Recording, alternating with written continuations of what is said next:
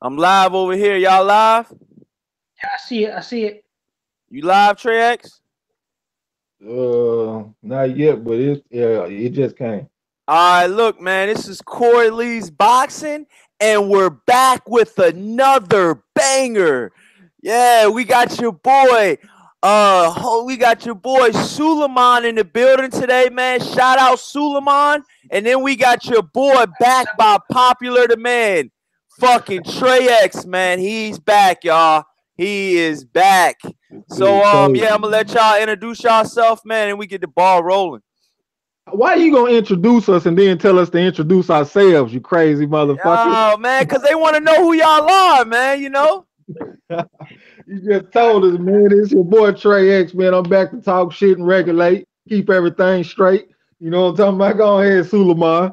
Yeah, how you doing? How you doing? This is Suleiman from NYC, the Bronx, right here. And I'm in repping my neighborhood in the Bronx, and also I'm here to talk about this great, fantastic professional sport that we got is boxing. Yeah. All right, that's what I'm talking about right there, baby. That's an official entrance right there. All right, so look, y'all, man. What I want to talk about first, man, is your boy, like we did, you know what I'm saying, a couple shows ago. Your boy Tyson Fury is back. Return of the Mac. What do you got? What do you guys thoughts on Tyson Fury coming back? And when he comes back, there's already been recent claims of him and Joshua, already in negotiations. You know what I'm saying? There've already been talks about that. We thought Wilder and Joshua was supposed to be in negotiations. But let's be honest, man. If Wilder's trying to be too firm and Al Heyman's trying to be too firm, there's another $100 million fight across the pond, and it will stay across the pond, and that is Anthony Joshua versus Tyson Fury. Your thoughts? Shoot it first, Suleiman. Well, I think Tyson Fury he's the lineal champion as we speak. Okay, he got the skills. The guy could go southpaw. I never seen a man that size fight that. He fights like a light heavyweight. He got speed in his legs. He's very well coordinated. He fights like a Lomachenko to me, man. He's like a big Lomachenko style. If he gets a couple of tune-ups and he starts looking fantastic, and they sign and Joshua wants to sign that fight, that's gonna be probably the biggest fight there. And if this guy wants a piece of him too, I'm pretty sure Tyson Fury will take him on. He'll clean the whole division. Oh, what's up? Timmy Diamonds in the building. We got Timmy Diamonds in the building. We got Trap Media in the building. They're back. All right, so we're back, y'all. So go ahead, Trex. Let us know what you think about your boy Tyson Fury, the Mac back. I like Tyson Fury, but I don't like him as much as y'all do. I mean, Yo, bro, don't be hating, yo. I think he's slightly overrated, bro. He can be hit. People be acting like this dude is Willie Pep or somebody. This motherfucker can be hit. Steve Cunningham dropped that dude, man. Yeah, he started on Klitschko, but Klitschko caught him with some right hands late. Now I feel like he'll school Joshua, but I don't feel like he got shit for. I feel like he'll give Wilder problems, but I think Wilder will knock his ass out late. That's just my opinion. You know what I'm saying? I mean, when it comes to the heavyweight division, you think about the big punch, and the big punch is with Wilder. Fury will take you to school, but I don't really see Fury just knocking out a whole bunch of dudes. You know what I'm saying? So, like I said, he'll school Joshua, but I think Wilder will knock him out though.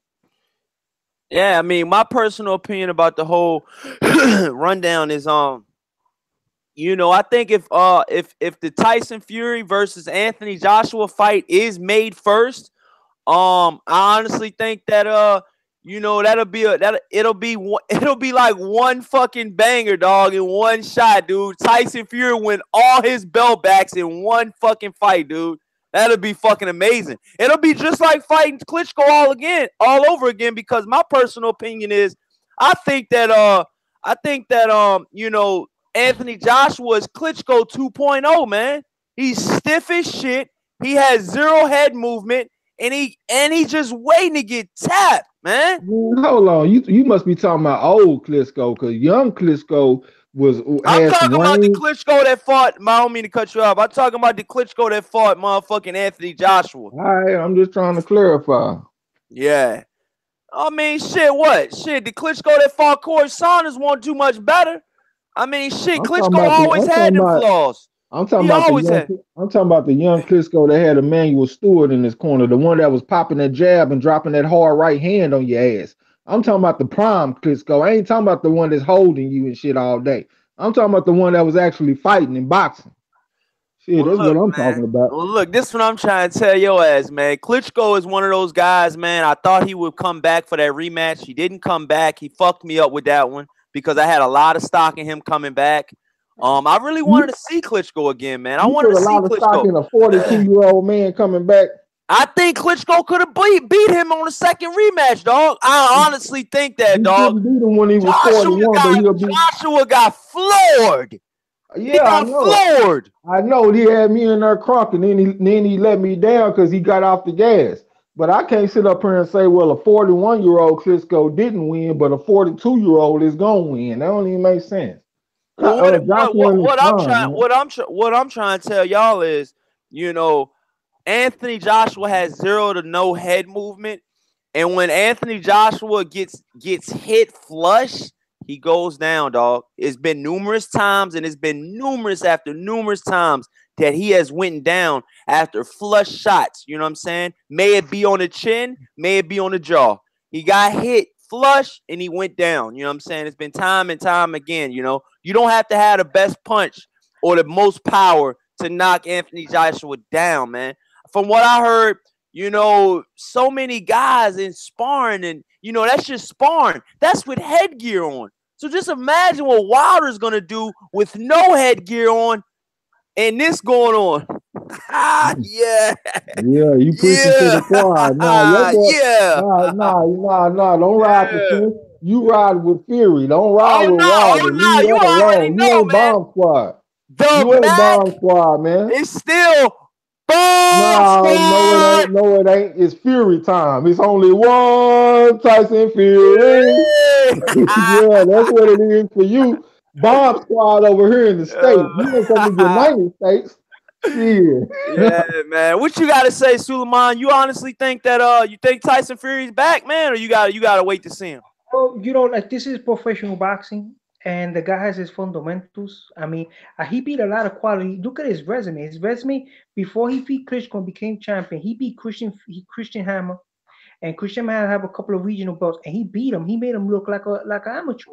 He beat Derek Chisora twice. Okay, Chisora got beat the first time. They say he was flabby. He gave him a rematch and beat him when he was in shape. The guy came in shape and still whipped him. So people have a misconception about Tyson Fury. He's never been hit flush either because he's very How defensive. the fuck If he ain't never been hit flush when he got dropped by he got dropped, Cunningham? okay, he got dropped by the cruiserweight fighter, and then he came back and he switched and became a puncher. This is the You just said that he don't get hit flush and he got dropped. okay. He got hit by Steve Cunningham, right? And then when he got up, what happened? He finished the show, right? Yeah, The I ain't guy, talking about that. I'm talking about what you just said about him. He doesn't get hit flush, and that's a okay, lie. He do get hit flush. he got hit one shot. But you tell me when he fought Vladimir practically quit, almost quit. He was so confused. He couldn't read him. Okay, he couldn't reset. I mean, he's very fast with his legs. He cuts off the ring very well. So let's say right now he's fighting one of these heavyweights champions, right? And he hurts them. They don't have nowhere to go because he's gonna cut off the ring. He has the fundamentals. He got the jab. I don't see nobody jabbing Joshua like with his jab. He's just as tall. He's also a favorite. He's very confident. He's unbeaten. So he got the upper hand over all these fighters, and he knows that. And at the end of the day, how you call what's his name? Deontay Wilder. Deontay Wilder is being trained to fight in a spurt. He's looking for his moment to blow his wad. Okay, so let's say if he blows his wad with Tyson and he burns out like he did with Luis Ortiz, you know what's gonna happen to him? Ooh, Get good pumped. point. Okay, because this guy is a technician. He's a technician. He creates cuts with that jab. Why do you think that he got signed up and made a comeback? He's the best, man. He's Tyson Fury, boss. What you think Ortiz is? Ortiz is a technician. You can be a technician all you want to. If a motherfucker hit you one time and knock you out, that shit go out the window, man. I Okay, respect what happened skills with and stuff Luis? like that. In my opinion, what happened with Luis Ortiz? Luis Ortiz blew his Luis Ortiz blew his what? He was fighting at Deontay. He hurt Deontay. He hit him with body shots. Okay, he blew his what? They got tired. He needed a round to recover. I mean, you're talking about the heavyweight Yeah, division, but man. listen to what you're saying. Listen to what you're saying. You talking about how motherfuckers blowing their wads and getting tired. It's hard to stay away from a right hand for 12 rounds. If a I motherfucker got 36 minutes to hit you with one punch and get your ass out of there, that's hard to do. Your defense will look good early on in the fight, but once you start fatiguing, your defense is gonna get a little slouchy. You're gonna start pulling straight back and doing all kind of shit that you don't normally do. And that's when that man gonna be sitting up there waiting on you to do that and hit you with that right hand. And let me tell you something right now, dog. Motherfucking Tyson Fury is by far the biggest motherfucking heavyweight in the fucking heavyweight division, and by far bigger than anybody in the fucking heavyweight division. And he's the most nimble on his feet. So that's gonna be a hard 2-punch combo to fucking come at you. And he ain't even hit you yet. I He ain't saw even hit you Klitschko. yet. I saw Klitschko hit him with the motherfucking right hand. Go back and watch the fight again and look at the 19th round, and you're gonna see Klitschko land some right hands Yeah, but too. who won This that dude fight though? You gonna get hit. You gonna get hit. This boxing. exactly, and You gonna Wilder get ain't got to hit you but one time to change all that shit. Man, Tyson Fury, good money, man. Tyson You got Fury, good You money, ain't dog. seen that motherfucker in years. And just looking at him, man, I don't know if he gonna be the same or not. Because to me, his head look a little fatter than it used to be. And Who's once you head? start, Tyson Fury, and once you get 29, 30, that's when your testosterone start to drop. That's why motherfuckers' heads start getting big. We got You shit. don't know if he gonna be the same or not. We got shit for that, for the testosterone. He ain't even been active, man. We got Deontay Wilder been active. We we gonna got see though. we got shit for that testosterone. But go ahead. Yeah, I know y'all cheating motherfuckers got it. Call up Canelo. Call up your boy. Get that Broner. Get that Broner. Hey, we don't need all that with Deontay Wilder. You know what I'm saying? Our shit is God given. We don't need all Yeah, that. nah, I know, man. Shit. Motherfuckers be getting that popped his every day. or excuse me, all he has to do is do minor roll work. You don't even have to run fast. Sweat it out, break a sweat. He's looking fantastic, right? He got a nutritionist. Sweat it out, get his condition, right? And let's say one of these guys tag him with a shot. He goes on his defensive, puts on his mitts for a while, dances around, wears you out, right? And then remember, he's a heavyweight. He got a punch too. He's not like he had his hands. He's gonna be boxing slapsy maxi. He got punching power. Right. So he proved it with Stephen Cunningham. He busts his guys up with little combos because I see guys get knocked out. He knocks out guys with a little combination. Hey, shout out El Teza in the chats. He says have wait till see him in ring. You said you want to say have to wait to see him in the ring? He said last time seen him was on cocaine. Yeah, I mean, like I said, man, Tyson Fury went through his battles with addiction or whatever he had going on. He had a lot of out the side of the ring problems. He probably had a drinking problem. But like I said, man, none of us on the panel and none of us on the chat have so far what I see in the chat, it might be a motherfucking heavyweight champion looking at it, but so far nobody in the chat, nobody on the panel has ever been at the pinnacle of the heavyweight division. You know what I'm saying? And that and just to have that, just to breathe that in, being the baddest man on the fucking planet, dog.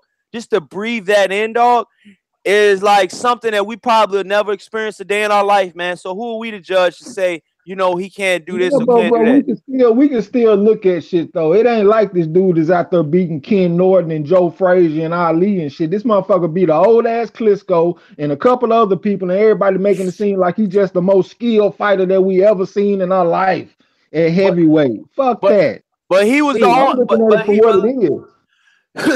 but listen though, he was the only Klitschko at the time was the only one that was Yeah, really but there. You know still, what I'm okay, let's saying? still He go was the though. only one that was there in 2015 Okay, to fight. it He was don't the only matter. one. I still can put shit in perspective. This motherfucker ain't beating no goddamn Riddick Bowe and Lennox Lewis and all that shit. I'm putting it in perspective.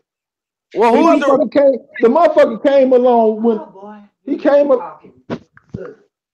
He beat Klitschko. Made him look like an amateur in there for 12 rounds. Yeah, but So this is what I'm trying to God tell you. damn, This I is what done I'm got trying off to the tell screen some kind of way, man. I done fucked up. you. Okay, so This what I, yo, he beat Klitschko and it's number one. Klitschko almost quit, man. Klitschko was frustrated in that fight.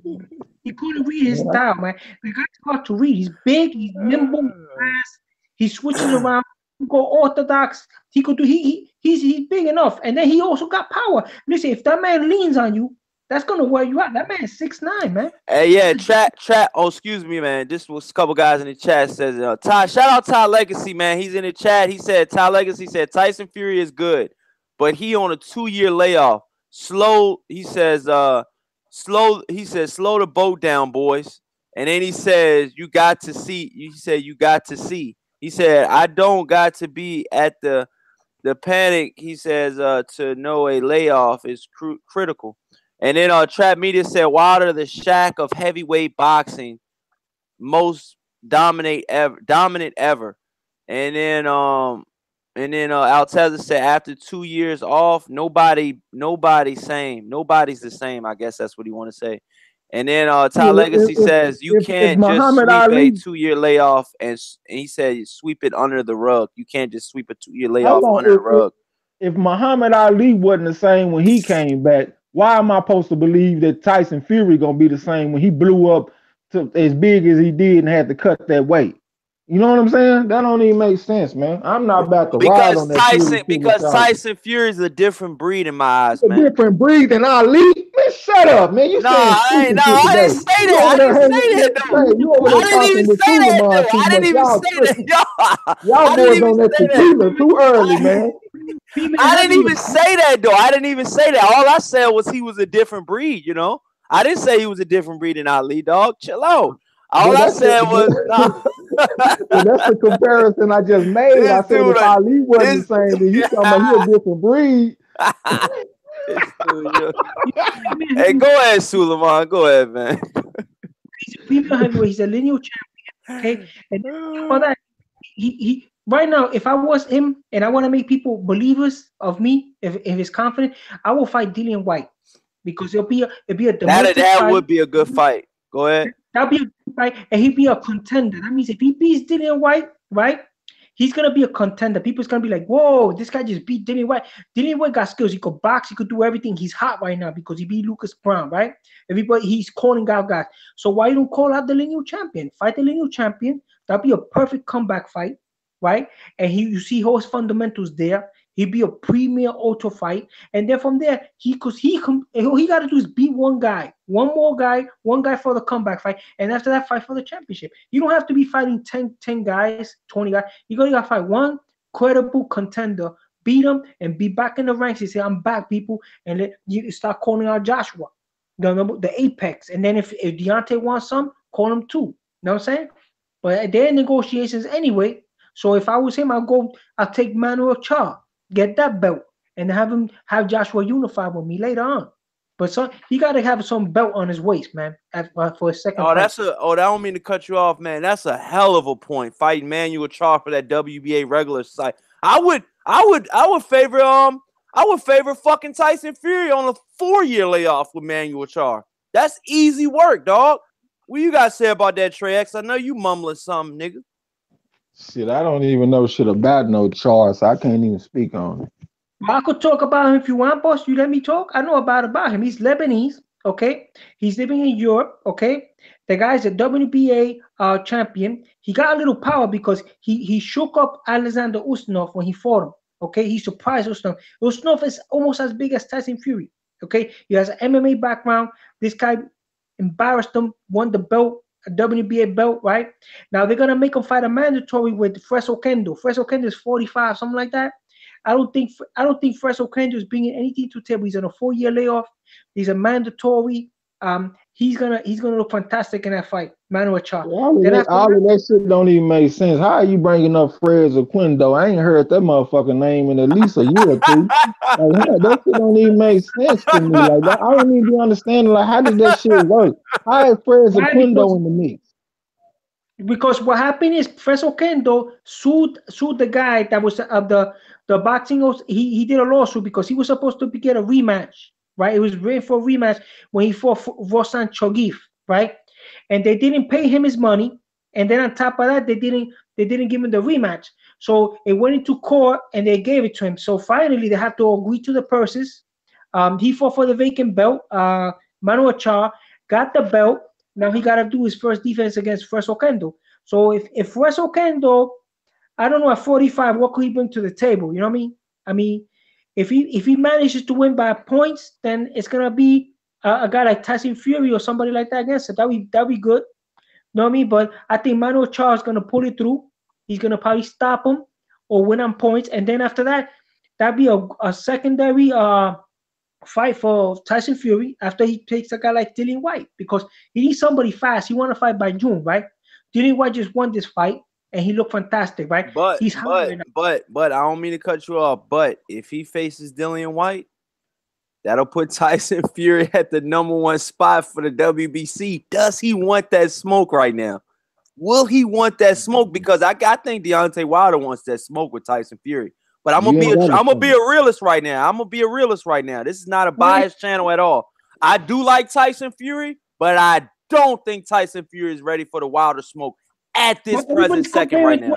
Right? Everybody's comparing to Ali, so he got to do Ali things, boss. Everybody's comparing to Ali, so he got to do Ali things. If Tyson Fury, right, he wants to be the premier fighter, right? He wants to be the wild card. He's the lineal champion. He got to do things that a lineal champion does. Okay, he got to go in there, take a top contender like a Dillian White. No tomato can guy. Fight Dillian White, beat him. Right, look fantastic in that fight. Get that regular belt. That's what's available right now, right? Unless Deontay Wilder wanna trade blows with him, and if he could take Deontay Wilder and he surprised him because Deontay Wilder after the negotiation and everything, he's been calling out Joshua. But I don't know where this man comes out resurrected from the dead to take over the mantle of heavyweight champion, and he takes that belt. That's beautiful, man. You know what I'm saying? That's what the people in Europe want. That's what we want. We want to see a guy talented like that, man. I like Tyson Fury. He's not afraid to come to the United States and fight him in Alabama, man. You know what I'm saying? You fight him in Amo, Alabama or something. They'll make a new stadium for him over there and make all that revenue that they need. You know what I'm saying? Then after that, he go to Europe and unify with Joshua. That people gotta make heavyweight moves, man. You're a champ. You gotta make moves. That's what Joshua gotta start doing. He gotta look at Tyson Fury and start imitating what Tyson Fury does. When you're a heavyweight and you want to be an Apex champion, you got to do Apex moves, man. You know what I'm saying? Don't you agree? My personal opinion about the whole situation is I think Fred Zekendo is a lot older. And like I said, man, my personal opinion about that is I think Fred Zekendo has one last opportunity to make things right. He's been I'm not gonna say he's been ducked or dodged, but he was supposed to fight Shannon Briggs. Shannon Briggs tested positive for his testosterone replacement. Shannon Briggs is about a 50-year-old heavyweight. Fred Zekendo is near 50. Luis Ortiz is probably knocking on the door of 50. These are all notable heavyweights. The heavyweight class, develops a little later than any other class in boxing. And my personal opinion is I think Fred Zekendo has a good shot on beating Manuel Char. Manuel Char is nobody, nobody. He's nobody that's really, really good. You know what I'm saying? He's not an elite heavyweight. You know what I'm saying? He does have that belt. But my personal opinion is I think with him having that belt, I think that this will make, things a little bit better for him. I think that Manuel Char winning that belt, bought him a Lamborghini. He's doing good things. He's doing well for himself. I respect that. I'm not going to take any money out of anybody's pocket. But will he beat Fred Zekendo? I got Fred Zekendo beating Manuel Char, man. I'm not that high on Manuel Char. He does have that WBA regular belt. And the guy that he beat, who is the guy? He's Professor. Who is he? Usmanov. Oh, he fought Usmanov. Usmanov is not that good. Usmanov is not that good of a fighter. I mean, he's okay. He's a B-level fighter on his A-day. On his best A-day, he might be a B-minus fighter. Maybe. Manuel Char is on that B-minus level too, man. Fred Zekendo, I don't know. He hasn't fought since 2013, I think, or 14. We don't know about him. He's a mystery. But there's a reason why he's still in the rankings. I don't know why, but there's a reason. He has a Chicago boxing academy. He has a resume. He fought 2 times for a championship. He's probably have every regional belt made. He's won it. Okay. But the problem is the age. If he could pull it through and box, it'd be a miracle god. But don't sleep on the Lebanese champion. The Lebanese champion got some pop in his hands because he was able to rattle Alexander Ustinov. So I'm gonna go for the stay busy fighter. But Fresco Kendos has had every single regional belt you could imagine. He has won it. It's in his resume. He's like a national icon in Chicago. He has a boxing academy over there. So that's why they give him this fight for one last heyday. But I don't think he has enough in the resume, enough in the tank for it. I mean, like my personal opinion about the whole situation before we wrap the Manuel Charles shit up. I mean, I think Manuel Char versus Akendo, it'll be whoever wins that fight are gonna get fed to the wolves, dude. Let's be honest. Whoever wins that fight, they're gonna lose to either the Deontay Wilders of the world, the Tyson Furies of the world, and damn Dillian sure White, and the Dylan. Not even. I mean, yeah, they're not even gonna get to the A class heavyweights. They're gonna get to the B class heavyweights. You know what I'm saying? They're gonna stay in their category. Dillian White beats Frezakendo, fucking Ushanov, fucking Manuel Char, fucking all them motherfuckers. Dillian White beats all them, and Dillian White doesn't get past the second round with Deontay Wilder. So that sums that up right now. That sums that whole conversation up. for nothing, but Dillian White is hot, bro. Dillian White is hot right now. He got like a little flare right now. I don't know what it is. He got a little That bug on his flare, shoulder. that little flare, and that little, that little shit that he got going on is gonna get put the fuck out when Deontay Wilder faces him. You know what I'm saying? Deontay Wilder's gonna put whatever flare, whatever flame he's got on, he's gonna drown that shit with a bunch of water, dude. Gonna be one oxygen after he gets knocked the fuck out. But you gonna get sparked by fucking Wilder, dude. He keeps running his fucking mouth, dog. If fucking Eddie Hearn puts Dillian White in the contract and he puts Anthony Joshua in the contract, Dillian White's going to sleep this summer, dog. Mark my fucking words, dog. Mark my fucking words. He's going to sleep this summer, dog. He keeps running his fucking mouth from across the pond. Yeah, then you come to America and you only have 40 people watching you fight. You're a nobody out here, dog. Just because you made it in the pond across the pond, you ain't nobody over here, dog. Over here, motherfucker, you ain't over here. You No, over there in the UK. I said, Dylan, huh? You over there in the UK. This dude, man. Look, bro, Hey, this dude go again, yo. You go for your people, and I'm gonna go for my people. You go for Fury, and I'm gonna go for Bomb Squad. Yeah, let me read some of these. Let me read some of these. Yo, Jose Ramos. Yeah, I used to box. What's up, bro? But what Ty Legacy said, I agree. Alteza. What did Alteza say? Alteza said, Corey. He said, laugh out loud. Corey, a different breed. You already know, dog. But yeah, Alteza said, well, Klitschko came off a two-year layoff and fought AJ. True, good ass point, dog. That's a great point, dog. That's a great point. I think that point was actually towards Trey. I think that was pointed towards Trey X. But we'll get back to that in a minute. He says Fury should fight top opposition also. I agree, Suleiman for one. And then Alteza said, he said, come on, Ortiz is 30. He said, I guess he meant to say, come on, Ortiz is 38. Yeah, he is. Timmy Diamond says Manuel Char, the same dude that was biting dudes on the thigh during sparring. God damn, dog. You're not going that hard, are you, Manuel Char? Oh, shit. Ty Legacy says, at Alteza, true that. Klitschko did. He said, we seen how that worked out. Doing shit like that is not good boxing wise. He said Klitschko took that shot because Fury was viewed as easy work.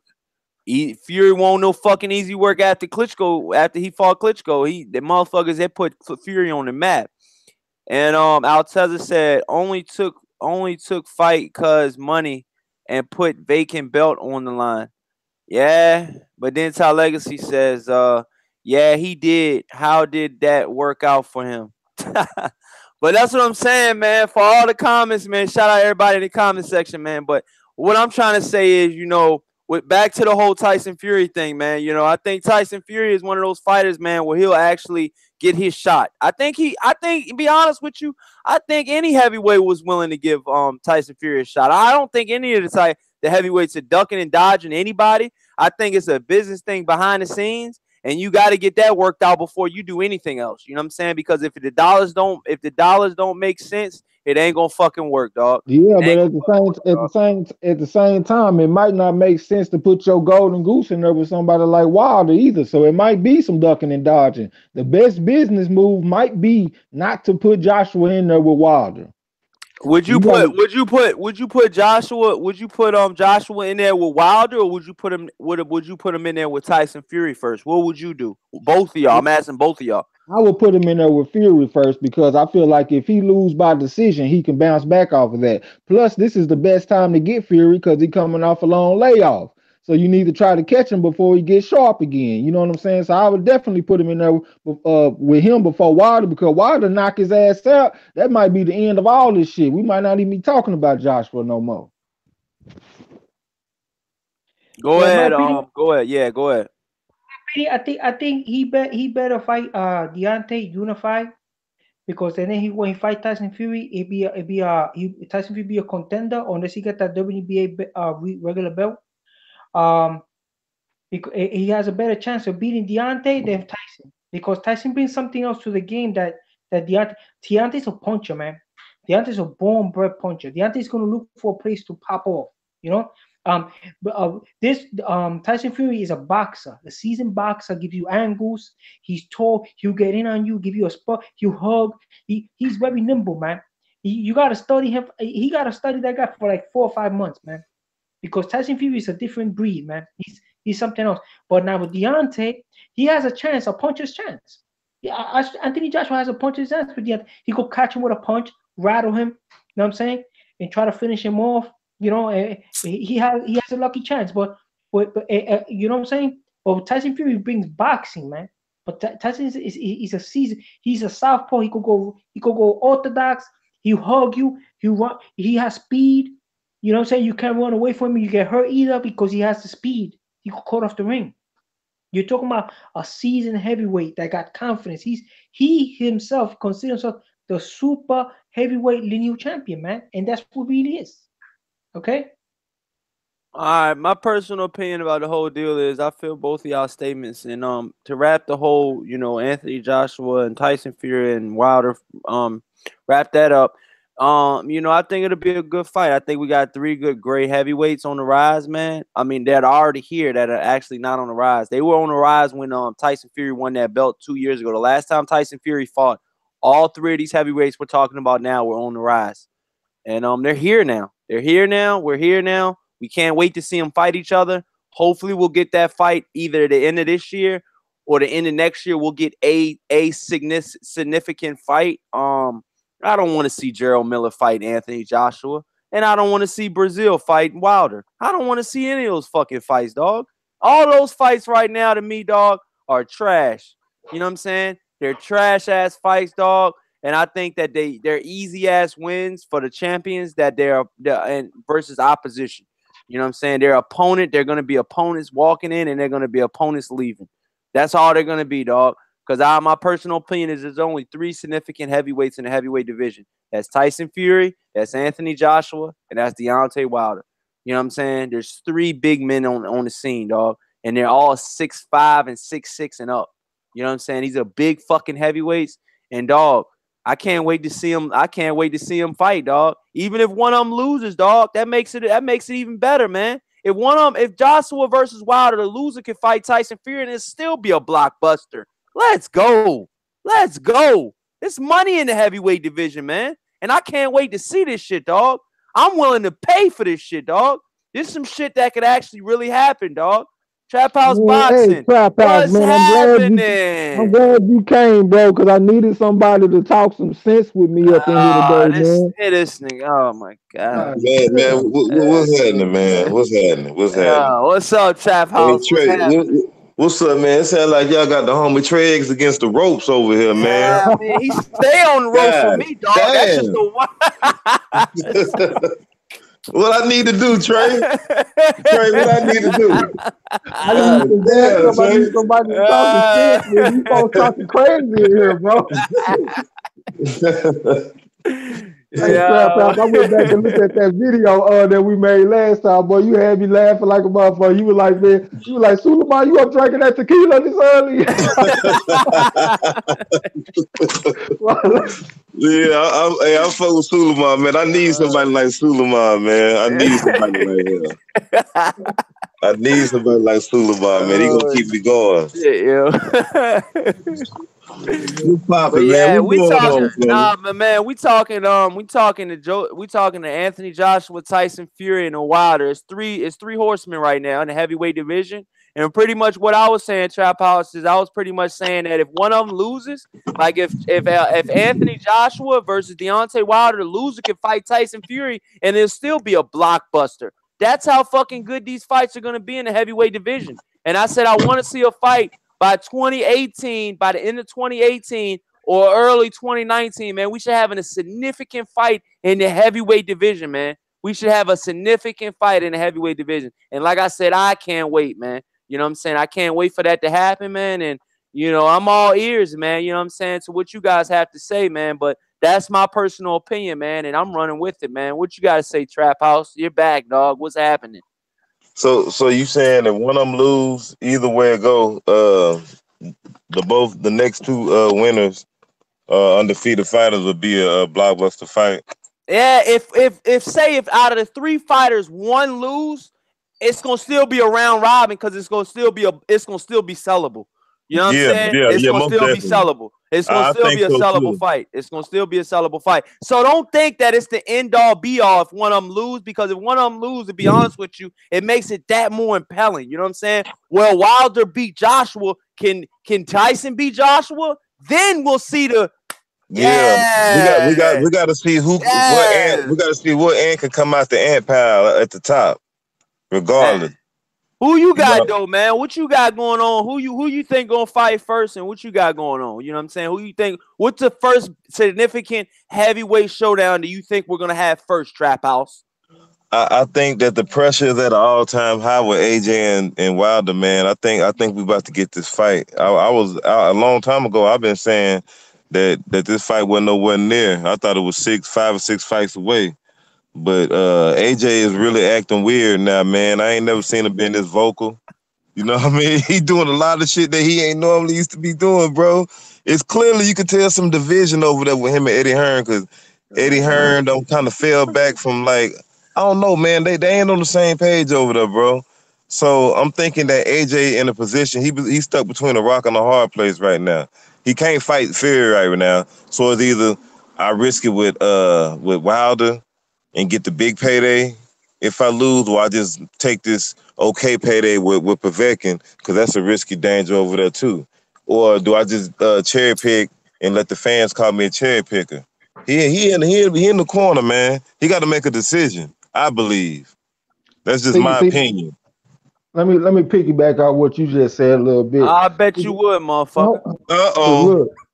look, I've been saying that I don't think that Hearn will put Joshua in there, because I don't think it'll be smart business, because if he go in there with Wilder and get knocked out, that the shit is over with. But at the same time, I've been saying that if he was smart, he would put uh Joshua in there with Wilder, because I don't feel like Joshua good enough to be coasting through the heavyweight division just picking cherries. I feel like he's vulnerable. So I feel like if he picked the wrong cherry, his cherry can get popped, and there ain't gonna be no Wilder fight. Ain't gonna be no big money. You know what I'm saying? If they Yep. bullshit, so I feel like they need to go ahead and put him in there. You know what I'm saying? And strike while the iron hot. And I said that a long time ago. I'm talking about months and months ago, man. I said AJ and Wilder need to fight now, because he got the style where he'll slip up anytime, bro. He Exactly. just to me AJ, he's a decent fighter, man, but I don't think he just that good to me, bro. I wasn't never really just sold on AJ like that. You know, he got power. I'm not taking nothing from him. He very technical and all that, but he to me he like a heavyweight Triple G. I think they fight just the same. Well, I agree that they both got amateur pedigrees. Maybe that's why they got that stand-up European style. But the situation is, I think he got nervous because Tyson Fury is making that comeback, and Dillian White is hot. Then Povetkin is out there. Those are the wolves. The wolves are there. So But see, if he's smart, he would fight Wilder twice, and he can still always have a domestic rivalry with Tyson Fury. That's gonna always be there.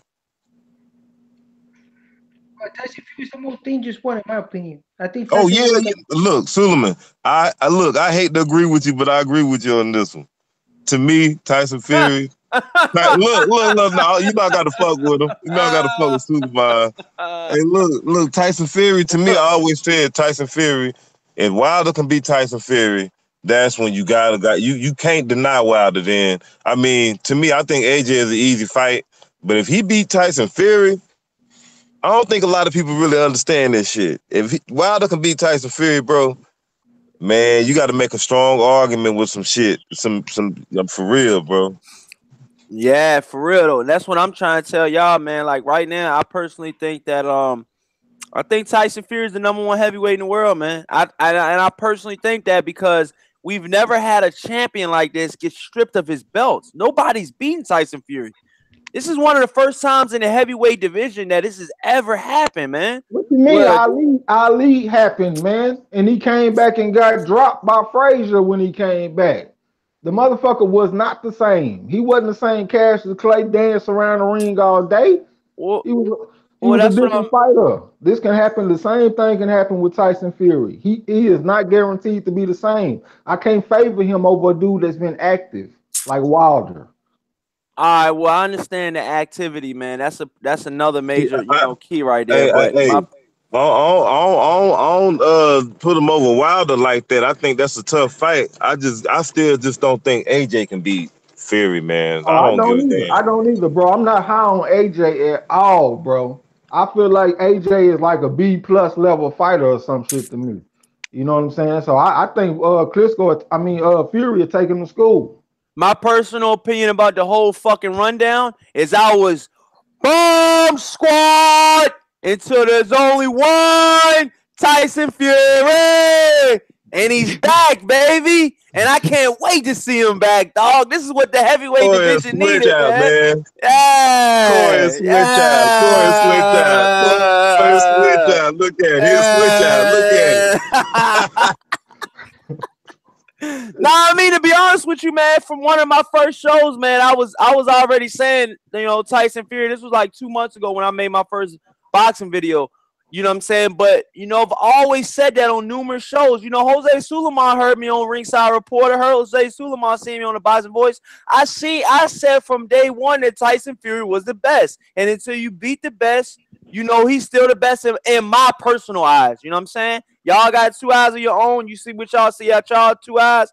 I see out of my eyes, I see a very effective counterpuncher. I see a very supreme footwork.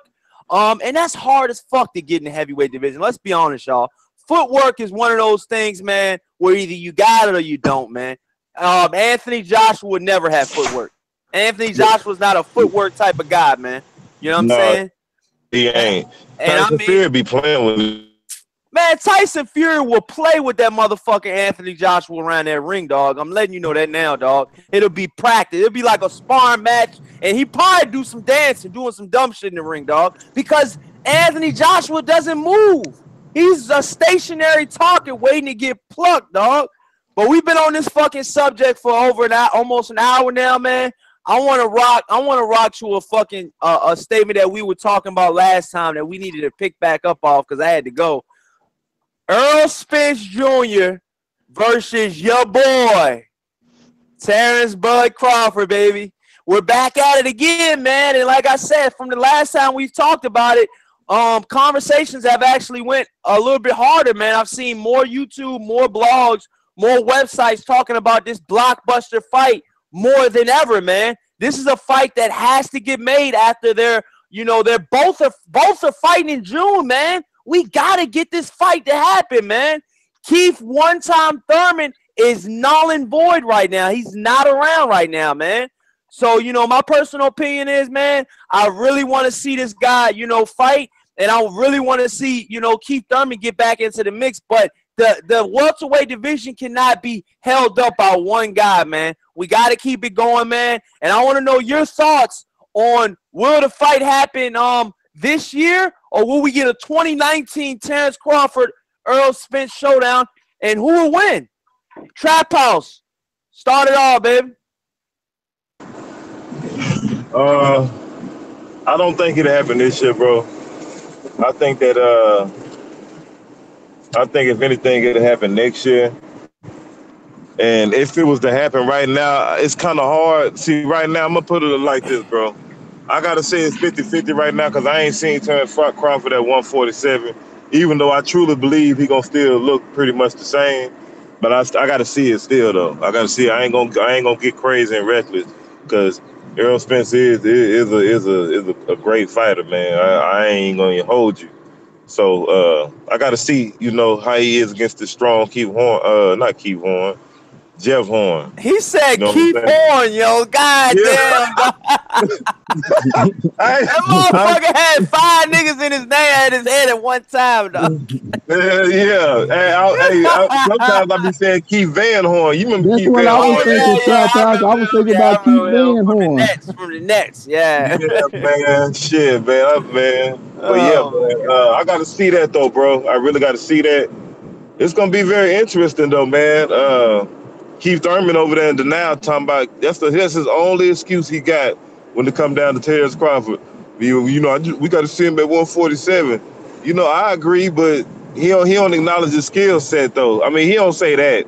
He don't acknowledge that he is all the way sold on Bud man.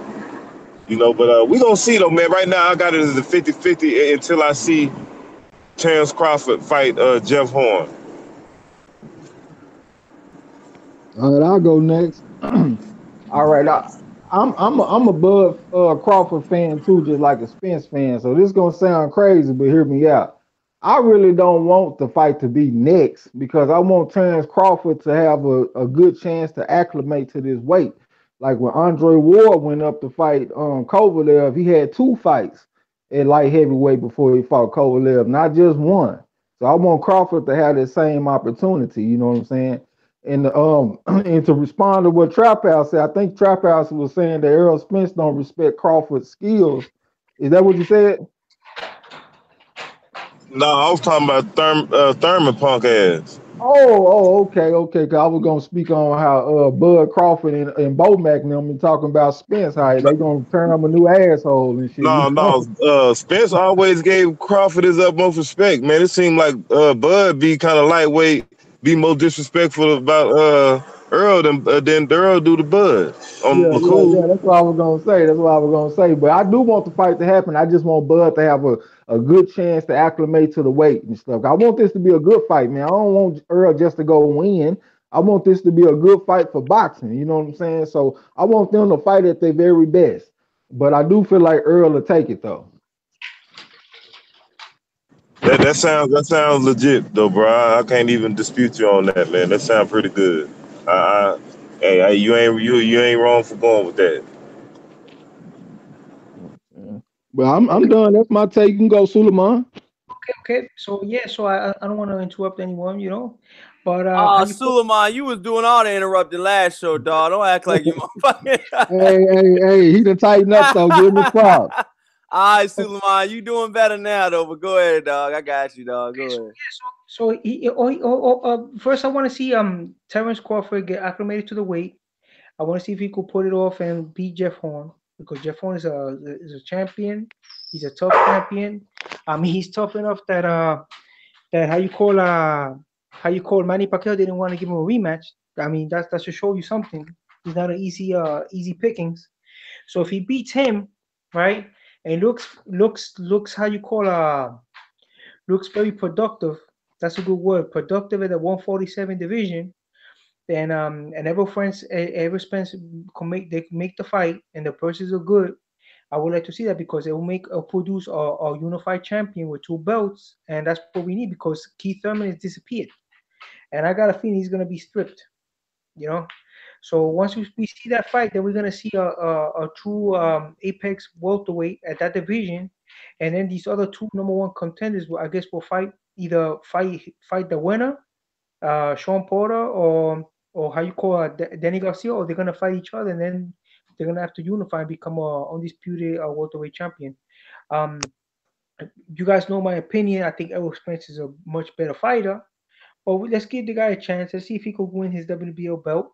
And then from there, the guy wants to fight the best. Let's give him a chance, like you guys said before in the other show. All right. Hey, Suleiman, Corey, let me ask Suleiman one question. Hey, Suleiman, so you think Keith Thurman just gonna lay down and let his belts go like that? You don't think he ain't gonna have no sense of urgency to try to get back and defend them titles? You think he just gonna just lay down and let them go? I think before Danny Garcia. Danny Garcia fight, it took a lot out of him. He got injured in that fight. If you see the fight, man, that fight could have gone either way. Everybody in the Danny Garcia camp, I think a lot of people think. I had Dan. I don't mean to cut neither one of y'all off, dog. I had Danny winning that fight, dog, and I'm a Keith Thurman supporter. I had Danny winning that fight, dog. Nobody did. Neither fighter did a whole bunch to show me a whole lot, dog. And one judge decided to fucking fight, and it was the WBA judge. And let's be honest, Keith Thurman was a WBA champ going into it. I'm being honest, man. Politics play a big role in these boxing events, man. One judge made $1 million decision, dog, and I've said it numerous times. Go ahead, man. That shit pissed me off, dog. That decision, dog. Man, I agree 100% with Corey. Danny Garcia could have won that fight. They gave it to him by split decision, and the guy's been a ghost ever since. He got injuries from that fight. The track record shows for itself. A lot of guys fight Danny Garcia. They go and they want to get paid a lot of money because he ruins careers, man. And I don't want to interrupt you, man, with no more times, but I'm just being honest, y'all. If Danny Garcia would have won that fight, let's be honest, man. I got Danny Garcia being put in that fire again. He was putting that fire at 140. He got the fuck out of it. He went to 147. I think Danny Garcia would have been a reputable unified champion, better than what Keith Thurman is doing right now. I think anybody would have been better with Keith Thurman than Keith Thurman's doing right now. And I don't even think I would be possibly saying this right now at this point in my, at this point in Keith Thurman's career. But I mean, let's be honest, man. Keith Thurman hasn't done shit yet, man. Yes, he does have that power. Yes, he did hurt Sean Porter. But I mean, let's be honest, man. I think Danny Garcia beat Sean Porter, man. I think Danny Garcia is a real live dog still, man. A lot of guys are counting Danny Garcia out from a fucking split decision, man. That's fucked up, dog. From a split decision, you gonna count a dude out just because he ain't got the belts? That shit could have went either way. One judge decided that fight, man. Yeah, but who has he beat at welterweight? Danny Garcia ain't done shit at welterweight except for beat Brandon Rios. Man, some people thought he beat Keith Thurman, so I'd say he beat Keith Thurman. Man, I ain't heard hardly nobody tell you beat. The fuck out of that shit, dog. You know that bullshit again, dog. Hey, what the hell Corey talking about over there, man? Yeah, Danny Garcia, the greatest of all time, it sounds like to me. Hey, Corey crazy, man. What the hell Corey talking about, man? That's what I'm talking about, why I need to come back up. Shit. Man, Corey, man. Look, man. I feel your fan passion for Danny, man. I feel you, bro. I ain't mad at you, homie. It sounds like you're a Danny Garcia fan. Hey, man, I fucks with Danny, too, even though I trash him sometimes, but truth be told, though, man, Danny already done threw me away when he said that he'll fight Earl Spence if they pay him. So he ain't talking like no real champion already. We already know Danny already got that cherry pick on his resume, in his jacket already. Well, so y'all ain't say nothing about fucking the cherry picks that Earl Spence got. Earl Spence fought Phil DeGreco. That motherfucker. Come on, dog. Phil DeGreco, dog. He's a cheese dog, man. Get him the fuck out of here, dog. Oh, man. Hell no. I ain't feeling that shit, dog. Danny fought old retired, old washed up champions and shit. Nah, who he fought, man? He fought all Hall of Famers, dog. What you talking about, dog? They all washed up. They was already over the hill. Dog. He fought Eric Morales. Bro, they was all over they was all over the hill, homie. He fought Lamar Peterson before. He lost to Lamar Peterson, bro. Lamar whooped his ass. Lamar whooped his ass. He beat him. Corey Lee's boxing. Come on, bro. What's up, dog? You tripping, man. You tripping, homie. You tripping, man. Hey, you the homie, but you on that DSG juice, brother. Nah, what juice am I on, dog? Hell no, dog. DSG, that Danny Swift, whatever that Garcia shit. Oh, man. And you and fucking Trey X on that Broner. No, but that's your pick this weekend. That's your pick this weekend, though. Man, this cat wild, man.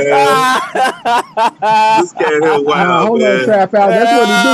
That's what he do. When you start getting on him, that's when he start talking over you and interrupting you and shit. That's how you know that you got him, because he get on that bullshit. You know what I'm saying? Yeah. Y'all on that Broner. Get the fuck out that Broner, nigga. I know what you talking about, Trey.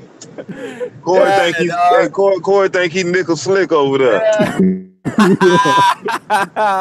But yo, my personal opinion, man, I think that Danny Garcia is a formidable opponent for any go and pick it. right now, man. No, go ahead and pick it. Go ahead and pick Danny Garcia over Errol Spence. We got Ty Legacy in the building, y'all. Shout out Ty Legacy, man. Yeah, shout out Ty Legacy, but hold on. Me and you, we gonna bet some push-ups if Danny Garcia fight Sean Porter. And I'm ready for it, dog. Right now. And I'm ready for it, dog. And I'm ready for it, dog. And I'm ready for it, dog. Don't talk me to death. That's a bet. How many you want to do? I don't know. I still need my 9.5, nigga. Where my 9.5 at, dog? I need my 9.5, dog. I need my 9.5, dog. Yeah, I need my 9.5, dog. That 9.5 you ain't give me from the last showdown we did on the last show, dog. You know what time it is, Trey. Don't try to act cute. Don't act cute. You quit on the don't act cute. Don't act cute. You say you gonna give me 31.5. We at 40 bet, dog. 40, dog. Yeah, I need that. Let me break it down. I need all that, dog. Yeah, I had to get my 60 up. I need that 40, dog. Or you gonna have that Broner. Let me break it down. This motherfucker Corey done already been losing. He started out at 20, then he went to like 30, and then maybe 40. I don't know how many times he done lost. He want me to start out on the big end and start out with 40 on my first loss when he started out with 20 on his first one. So that's why I said, well, fuck it, I'll give you 30. I ain't gonna give you 40 because this is my first time losing, so I gave him 30. And he's still talking about he want an extra what we bet on? We bet on 40, right? Hey, I told you what it was, and I done done what I'm gonna do. No, you told me what it was after you fucking bet, dog. You told me what it was after you bet, dog. You can talk about it all you want. Yeah, look at this motherfucker, dog. You on the chain, dog. You get for the last statement I heard before I came on saying the Greco was cherry picked for Spence. No, he wasn't. That was he was, dog. How is that a cherry pick? Because he's on his way up with less than 15 he's on the come up development. That's not a cherry pick.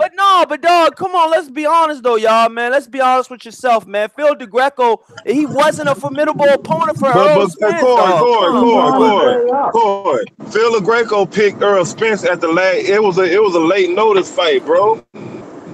How many fights did Spence have when he fought DeGreco? He wasn't a world champion or anything. I'm looking it up right now, Ty.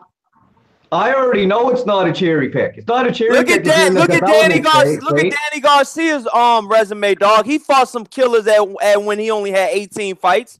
Yeah, he had some killers on when he had 18 fights. He was on ESPN, dog. He fought some non-killers when he had fucking 20-some too. Like, that's not a cherry pick is all I'm saying. All I'm saying is they saying Danny Garcia, you know what I'm saying, cherry picking and doing all this, and all I said was Earl Spence did that little bit of cherry his damn self, dog. When did he cherry?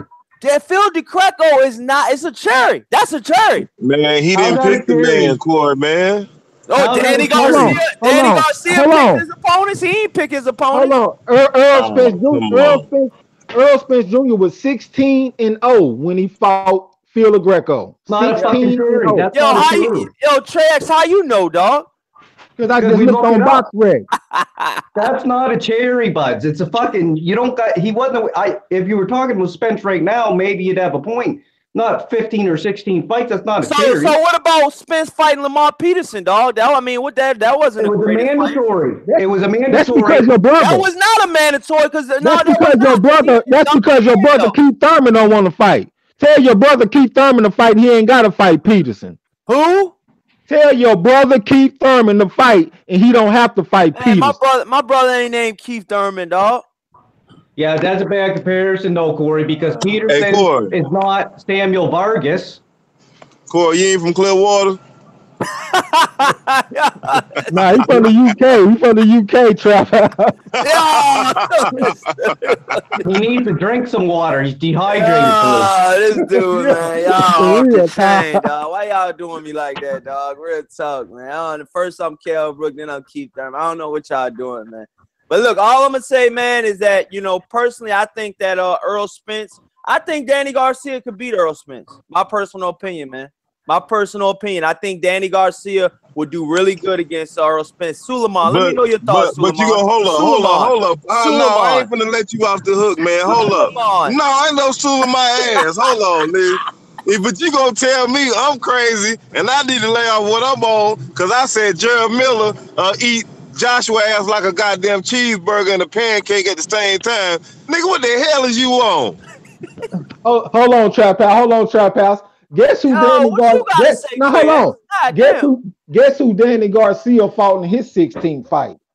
Who? Ashley Theophane. And Like you're supposed to. It's your 16th fight. Theophane Broner just fought Theophane. What are you talking about, dog? That's a hell of a fight for a 16th fight, dog. That's a tough fight.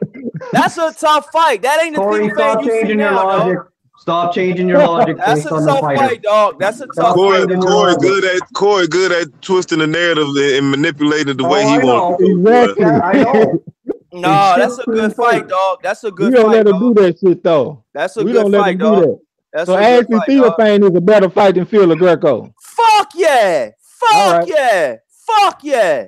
Hell yeah. Suleiman, go ahead, dog. Let me know what you got to say, dog. Suleiman, what's happening? For any welterweight in the division, you give problems to anyone in the welterweight division. We can't hear you. You got to speak into the mic. We can't hear you. What you were saying? Problems to anybody in the welterweight division, and if you don't get a chance to fight for a championship soon, you know what's gonna happen? He's gonna probably move up and get that San Amari belt. So who you think Danny Garcia gonna move up? No, because what happened is everybody's stalling on these belts, and he's #1 contender for a minute already. And what they're gonna put him with Sean Porter. Sean Porter is stalling. Errol Spence, if Errol Spence fights Terence Crawford, that means he's booked. So he probably jumped at 154. I mean, my personal opinion about the whole showdown, man. What's up, Mr. Boxing today? He said Garcia would get beat by Spence based on their styles, in my opinion. Well, I'm gonna have to respectfully, Mr. Boxing today, disagree. I think that Danny Garcia's style is perfect for Earl Spence.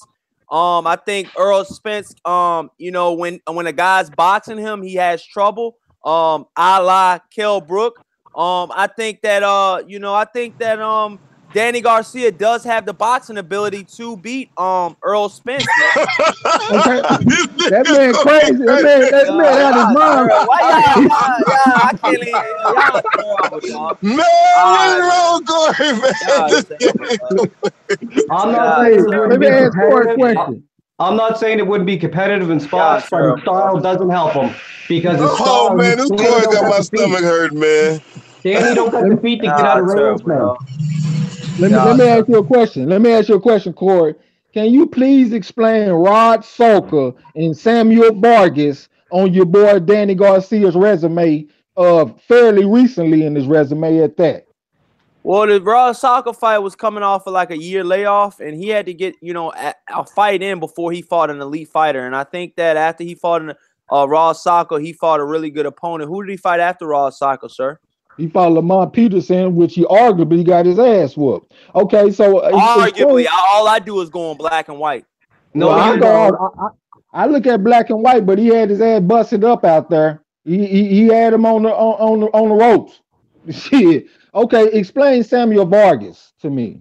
How that wasn't fair pick. Samuel Vargas was a comeback fight as well. I think he was coming off a God damn! Why he having all these comeback fights? The greatest fight of all time. Because Al Heyman don't fight his fucking fighters, dog. No, Al Heyman does not fight his fighters, dog.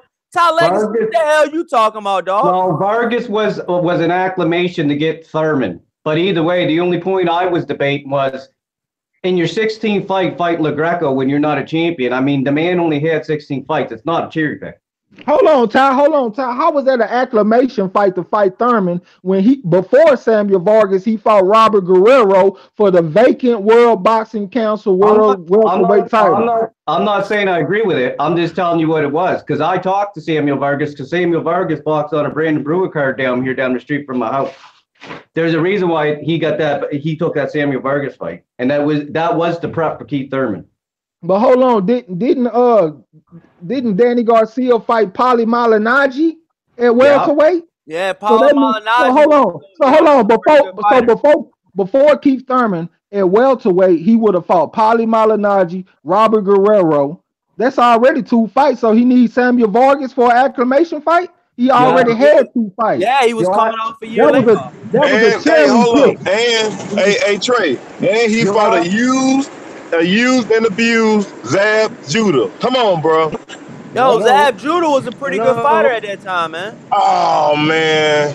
Come on, Trap House. Hold on, Zab Judah. Dude, Trap House, you can say that about all fucking Earl Spence fighters, dog. You got Zab Judah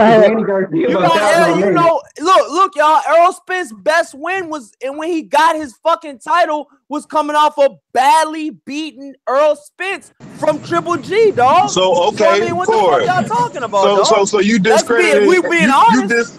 Corey, you discrediting your boy Kell Brook now all of a sudden. Exactly. Just the other day, you were praising him. I'm still in, but I mean, Trey.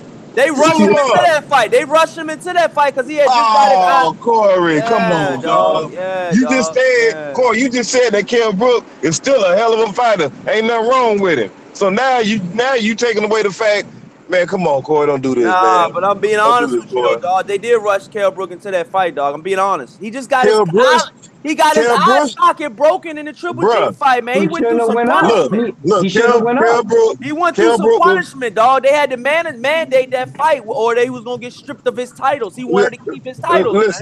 Listen, bro. He should have let Eddie Hearn. He should let Eddie Hearn catch that harbin the fugitive charge and don't even come out the house. Like Dante said, he came out the house with his hands up and he turned himself in. And why he do that? He shouldn't have did that. He should have did that. He should have waited. He knew damn well he was gonna be fucked up coming from down that weight and taking that ass whooping like that. That's his fault. Yeah, the directory doesn't change in boxing because Kell Brook decided to go up 2 fucking weight class being stupid. That's not. Hey Suleiman, what do you got to say about all this? Man? Yeah, let's talk to Suleiman. Right. Suleiman, what's up, man? How's everything going? Yeah. Suleiman, you're done? What happened? Well, since Suleiman ain't saying that, let me make one point. What do you got to say, dude? You talking about Zab Judah when he fought Danny Garcia was a good fighter. Zab Judah already had 7 losses when he fought Danny Garcia. With his cherry picking ass. Why you think they call him Danny Cherry Picker? They put cherries on all his videos. Oh, that's what fans do because they don't like Danny, man. They don't put cherries on Earl Spence videos. I bet you they're gonna start if he don't fight Terrence Crawford, motherfucker. Man, he ain't gonna fight. That dude ain't running from nobody. Yeah. The fuck's he gonna fight Terrence Crawford right now for? He don't have to fight Terrence Crawford right now. Who don't have to fight Crawford to acclimate first? Fight Terrence Crawford right now. Terrence Crawford's not solidified at fucking. So who is Earl Spence gonna fight now? Then I mean, Earl Spence got. I don't know, but I don't. Ocampo ain't no fucking great fight. Well, call your brother Thurman and tell him to fight, and he'll have somebody to fight. How about I call my other brother? I'll fuck around and call Kell Brook. He wants to fight. What's happening? He'll knock his ass out. Go on, call him. No, he won't, Trey X, dog. You're wrong, dog, and I'm willing to do push-ups on that. You're wrong about that. You're wrong about that, dog. You're wrong about that. You're wrong about that. I'm about to tell you what it's gonna be. Go ahead. Give me a minute. Yeah, my personal opinion is I think that Kell Brook, is coming back, man. I think Kell Brook is a formidable fighter. I think he's back in the, division, man. I think he's one of those fighters that's going to be back. And I don't think nobody can take that away from him, man. I think he's a really good fighter. Wow, we got Cali Enigma in the building. Cali Enigma, welcome to Corey Lee's Box. We're back with another banger. What's happening, my brother? Hello. And I just left Chatterbox's live stream, man. And I was getting into it with another cat, man. He would just, hey, man, he just like, you don't think Wilder? Hey, he got on Wilder because Wilder didn't fight Povetkin, man. Like that was his fault. Dude, that wasn't his fault. That was not Wilder's fault. Povetkin was a 7-time cheater. He's a 7-time back-to-back cheater, dog. He's not gonna be VADA certified. His blood is not VADA approved, and he will not be able to fight Wilder. So no, I don't. You know, I'm rocking with you on that one, Callie. Since when did we hit a fucking Since when did we hit a fucking time in history where the fucking guy that gets caught on PEDs gets the defendant? Like, what the fuck time are we living in? 2018. But yeah, Callie, we talking about Kell Brook. Kell Brook is back. Oh, and speaking of Kell Brook and Errol Spence, this is what it's gonna be if they fight. It's gonna be some bending knee in this motherfucker. Yo, you know what I'm talking about? Playing, yeah, that's that motherfucking boys to me down on bending knee. That's what it's gonna be. You know what I'm talking about? Ain't nobody trying to hear all that shit, dog. No, tell your boy Kell Brook to walk out to that. That's what it's gonna. That's gonna be his ring walk song. He gonna come out to that down on bending knee. All right, so look, Mr. Boxing Today in the chat said Garcia will set his feet to land his bread and butter left hooks. That's the space Spence needs to operate and punish Garcia's body. I do think it would be a competitive for a large chunk of the fight. Okay, I feel you, Boxing Today. All right, man. Tyrone Dash, he said, at Corey Lee, relax, bro. You get too emotional when debating. I would love to spar you, bro. Respect, though. But stay calm when debating. You want to spar me? You will beat the brakes off Corey. You want to spar me, dog? Do I got a challenge? Do you want to spar me, dog? Do I got a challenge? Let's go. All you gotta do is say something about I don't even know who it is. I got my money on whoever the other dude is. Yeah, but shit, I mean, like I said, man, I don't duck and hide from no wreck, dog. So we you ain't gotta run from my ass whooping to take one. So damn, that's how we do it on the internet now. We calling motherfuckers out for sparring matches and all this shit. I said I fucking used to box and they just run with that shit, dog. I mean, it is what it is, dog.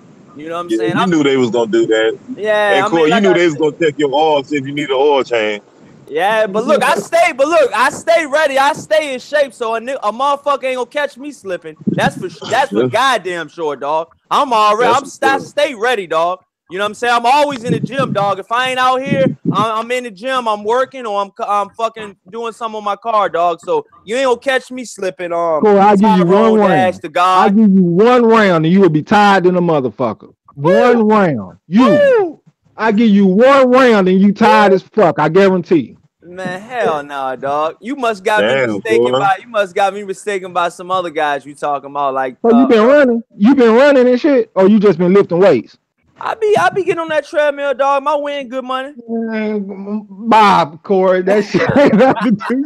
Hey, you know what, man? I ain't never liked that treadmill shit, man. I hate that shit. I don't really like it neither, man. Shit. The treadmill help you run because the shit is going. I like to get mine from off the muscle, man. I like to go. I like to put my road work in. Road work.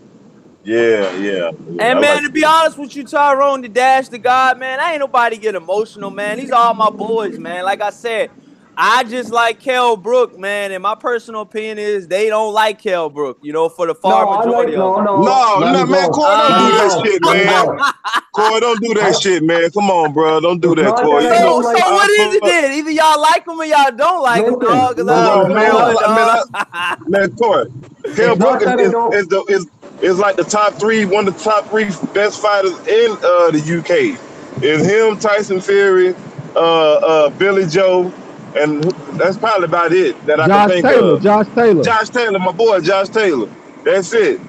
All the rest of them, they all right. Corey, it's not that I don't like Kell Brook. It's that I don't like any fighter enough to start fucking taking facts and shit and just sweeping it under the rug. I agree with Kell Brook's skill set. I was always high on Kell Brook. But that don't mean I like him so much I'm just going to forget that he got 2 titanium plates in his fucking eyes and he fights in a sport that takes brain trauma. That's how you get comas and shit. I don't like him that much to just to forget about that.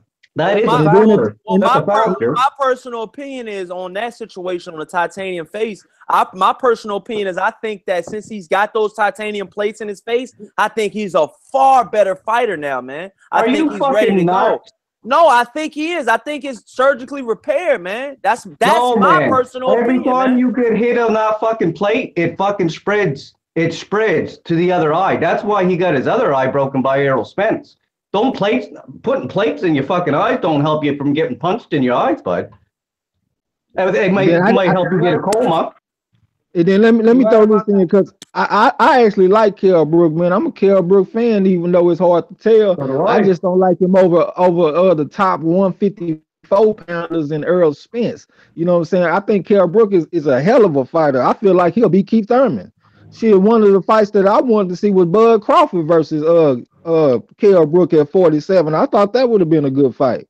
You know what I'm saying? So I got respect for Kell Brook, man. I just think you talking crazy with him. That's the only thing. I like you too, Corey, but if you go driving traffic with 2 flat fucking tires, I'm going to tell you, I'm not betting on your chances. It's just, he's compromised. Yeah, I'm gonna tell you this, man. I wouldn't mind see Kell Brook fight at 154 if he wouldn't have got all that eye damage and shit like that. Even if he would have lost to Errol Spence and he moved to 154, I still would have liked him at 154. But with the eye injuries, that's the only thing I'm worried about with Kell Brook, man. It ain't gonna take much. I'm telling you. He gonna be real reluctant after a while. You'll see when he starts stepping it up. He's gonna be real reluctant to exchange with these guys at 154, man.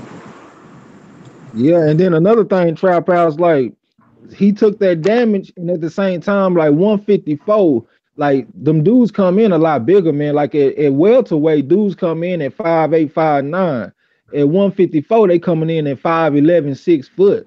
You know what I'm saying? So I just feel like he got an uphill climb against him, bro.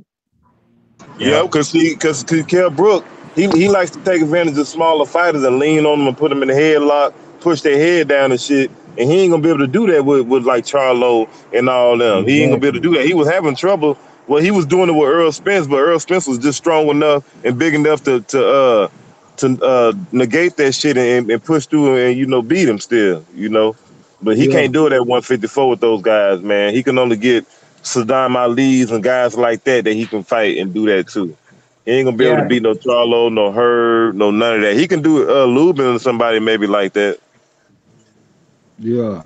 My personal opinion about the whole shit is I think y'all are wrong, and I think y'all are dead wrong. I think Kell Brook will come back, and he'll come back with a vengeance. He is coming back. He is fighting at 154 now. He's a force to be reckoned with. And for all you guys out there that think Kell Brook's finished, he's gonna prove y'all wrong, man. And on this show, I'm willing to take all push-up bets. If I could take a couple cash offers, I would, man. I really would, man. I'll take that bet if he goes that route. I'll take that bet if he goes that high up on Kell Brook. I think he's a superior boxer with some power. And I think he is to be respected at the 154-pound division, man. He ain't gonna have no power at 154 though, man. His power. I mean, Rabachenko is not a testament to his power at 154. Wait till you got to deal with some of them big killers. Now, Jamel Charlo and Jared Hurd move up to 160. I can see him taking over 154. I mean, I think he'll still have trouble with someone like J-Rock, but I mean you really think that after seeing what Kell Brook did to Triple G, he only lasted 5 rounds. I do see that. I understand that he broke his orbital bone again. In both his losses, his eye got fucked up. That's Triple G is completely overrated. He don't even want to fight Michael Sullivan. Hey, Callie, let me finish though, dog. I'm gonna let you finish. Let me finish. Look, what I'm trying to tell you, interrupt people more than anybody, man. Nah, but look, let me say we got so many people on here. I'm gonna let y'all rip. Just be honest. I'm gonna be honest. I'm gonna let y'all rip. But look, all I'm saying is Kell Brook is one of those type of fighters now. He got both his orbital bones broken in both his losses. He's only got 2 losses. In both losses, he got one of the worst injuries you can have in boxing. So my personal opinion is I think he's got it surgically better, is surgically repaired, and I think he's ready to go, man. That's my personal opinion. And 154 is for the taking. I think he has success with Triple G, and I think Hurd will be no different. I think he stops Jarrett Hurd. Can I please make a point real quick before you, Callie? Oh my God! Okay. I gotta say this, man. Come on, man. Kell Brook ain't stopping no goddamn Jarrett Hurd, who's fucking like a cruiserweight. He gonna walk through Kell Brook and end Kell Brook's career. I mean, Kell Brook, come on, man. Kell Brook can get smaller, 154 pounders. I agree. Right now, we'll be talking about Triple G. Triple G ain't shit. Triple G is proving he ain't shit right now. Don't want to fight Spike O'Sullivan. No. Let me finish. Let me finish. Triple G proving, like I said, he proving right now he ain't shit. He don't even want to fight Spike O'Sullivan. He don't want to fight. He don't want to fight Sergey Kovalev. He don't want to fight Danny Jacobs. He don't even want to fight Roberto Garcia, who's like number 9 in the WBC. He don't want to fight him. They tried to make that fight. He's the WBC silver champion right now. Triple G said, "Nah, we're not looking for that kind of fight right now." You know 2 of the names that Triple G's looking to fight: Yamaguchi Falcao and Vanes Martirosyan. That's who Triple G's looking to fight. So Triple G's proven to be dog shit and completely overrated. He's acting like a fucking coward. So Corey, I I make got a that question for Triple you G fighter when to he looking does. like. Yeah, go ahead. No, I'll let you finish. I just got a question for Corey when you're done. Sorry, I didn't mean to cut you off. Yeah, so Triple G is proven to be proven to be not that great. Matter of fact, how do we know how good? I think Canelo's really good, but I don't know yet because I need to see him against one of the better 160 pounders. He avoided both the Charlo twins at 154. He avoided Demetrius Andrade at 154. J Rock and everybody else. He didn't try to fight anybody, so he had created his own division at 155, fighting welterweights and shit. Liam Smith. You know what I'm saying? Knocking out Amir Khan. Then he went up there when he finally did go up to, I think, was it at 160? Did he fucking beat his made? Who do you say that Chavez Jr., who's never been that good, who's just a fucking wild swinger and been able to take a punch?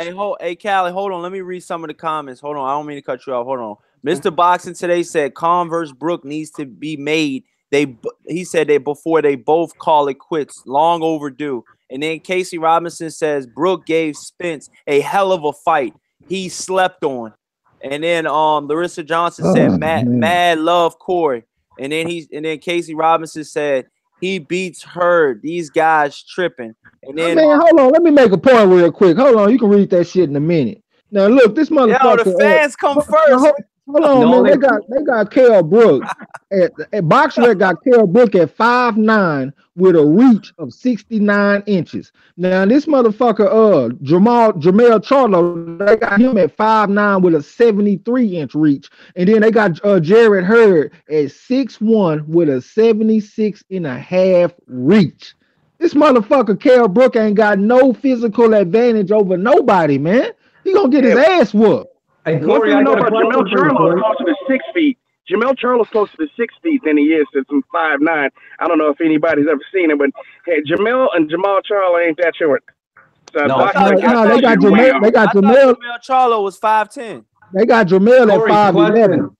They got him at 5'11". Corey, I got a question Jamal for you. Okay, that's what I said. He's a lot closer to 6 feet. That's what I was saying. 5'11" is, like I said, right around 6 feet.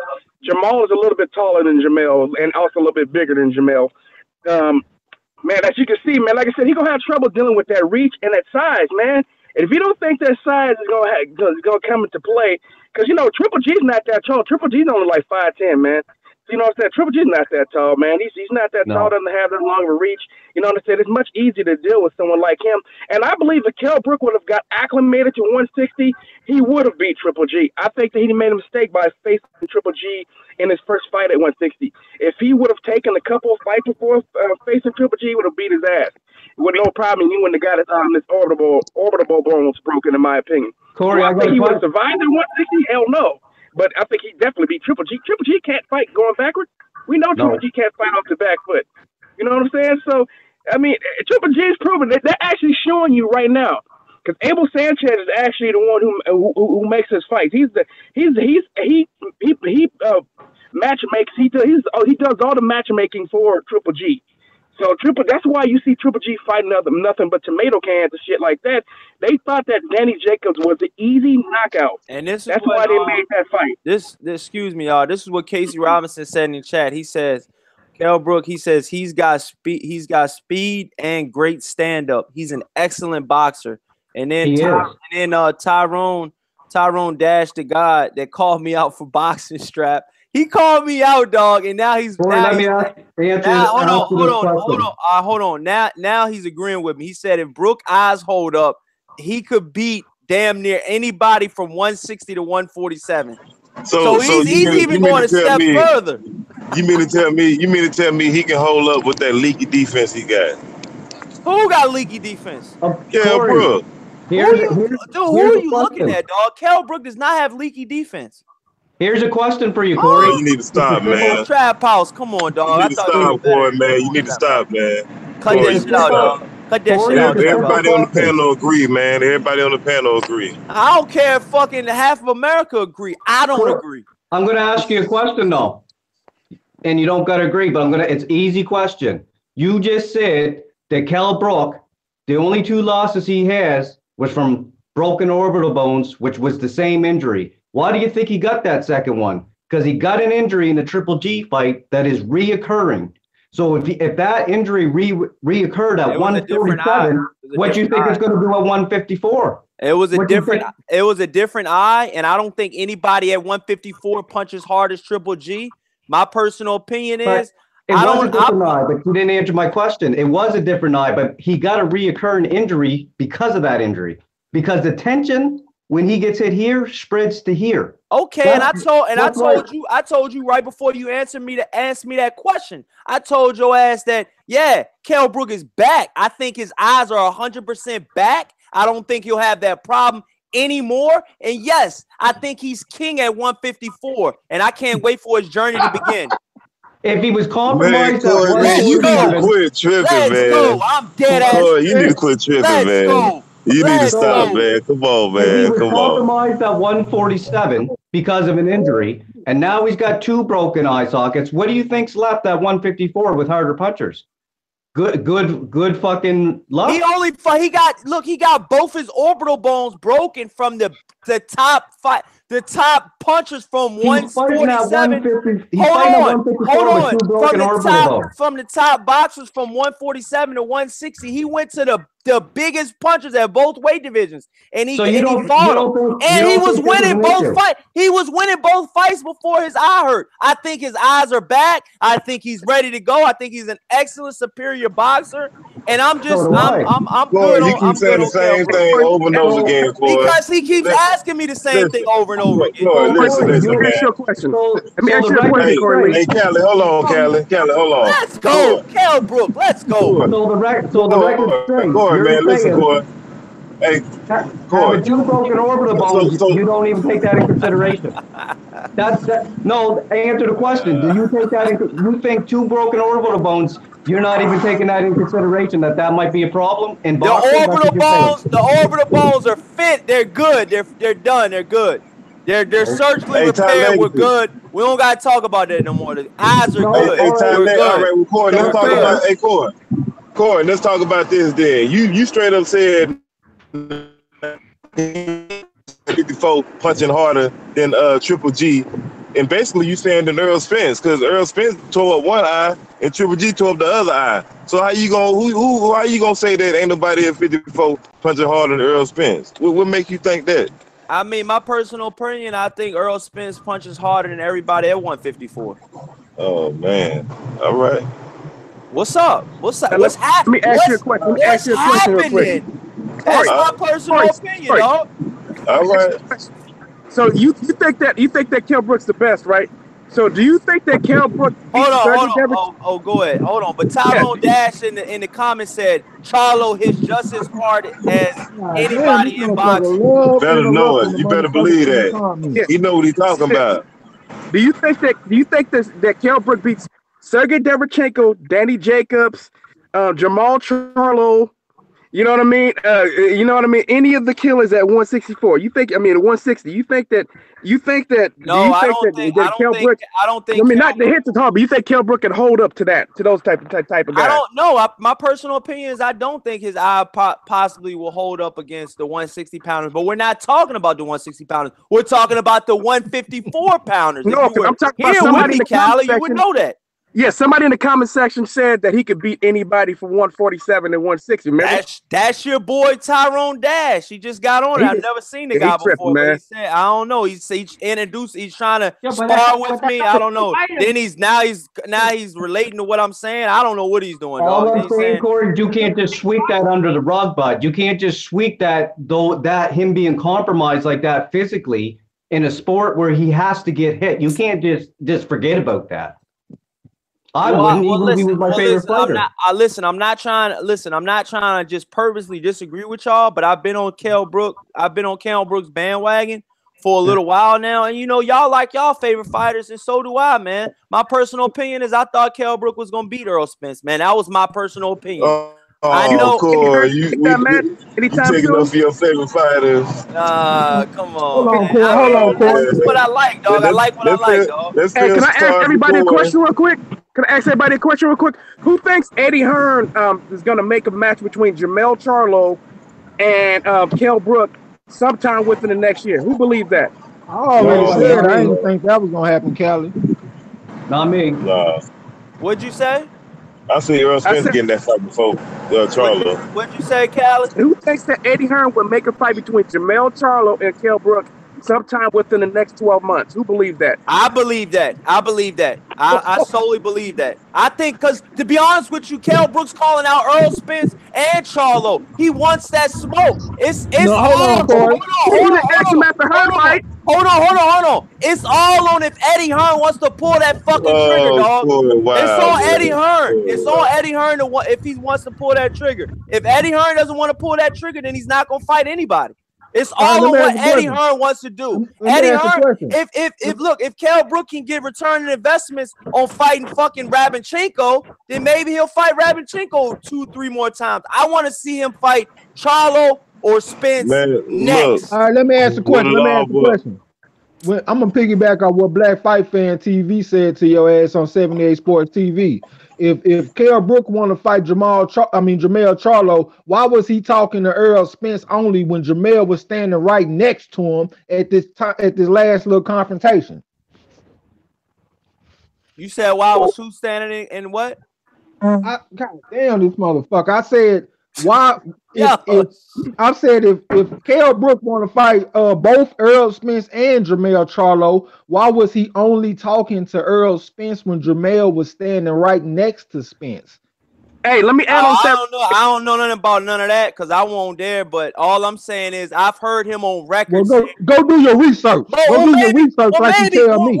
maybe he wants his fucking get back before he fucking calls out Charlo, dog. Did you ever think about that? He wants his get back with a dude he lost to. I would. If a motherfucker knocked me down and not knock me out, but knock me down and I lost that fight, I want that get back, dog. I want that get back. Fuck Charlo until I get the Spence get back. That's how he rocking, dog. That's how he rocking. Corey Lee, check this out. Kell Brook was getting to walk past Errol Spence and Jermell Charlo without saying anything. It wasn't until barbershop conversations said something to him that he actually responded. He was gonna act like they didn't exist. Well, that's what y'all think. I don't know. I seen live on camera that motherfucker was in Errol Spence's face and he was ready to go, dog. He was ready to go. That's what I seen. I don't know nothing about walking past him and not saying. I don't know nothing about none of that. I know once he seen that motherfucker and they started talking, he was like, "Yo, fuck a belt. Fuck all the belts. Let's get it on in Sheffield. You like Sheffield, don't you?" Errol Spence like, "Yeah, we got to see what's up. We got to see what's up." My personal opinion is I think Errol Spence was on the fucking fence with that shit, dog. Because to be honest with you, if Errol Spence did not get that knockdown, dog, he was going to lose that fucking fight, dog. That's my personal opinion, dog. You smoking crack. I done already read the cards to your ass last time. Nah, what cards, dog? He was winning that fight. There you go with that bullshit. Hold on, let me see if I remember the card. One card was 96-93, one was 97-92, and the other one was 95-94. Those were the cards, all in favor of Spence with your lying ass. Stop eating those fucking edibles and you can read the fucking cards right.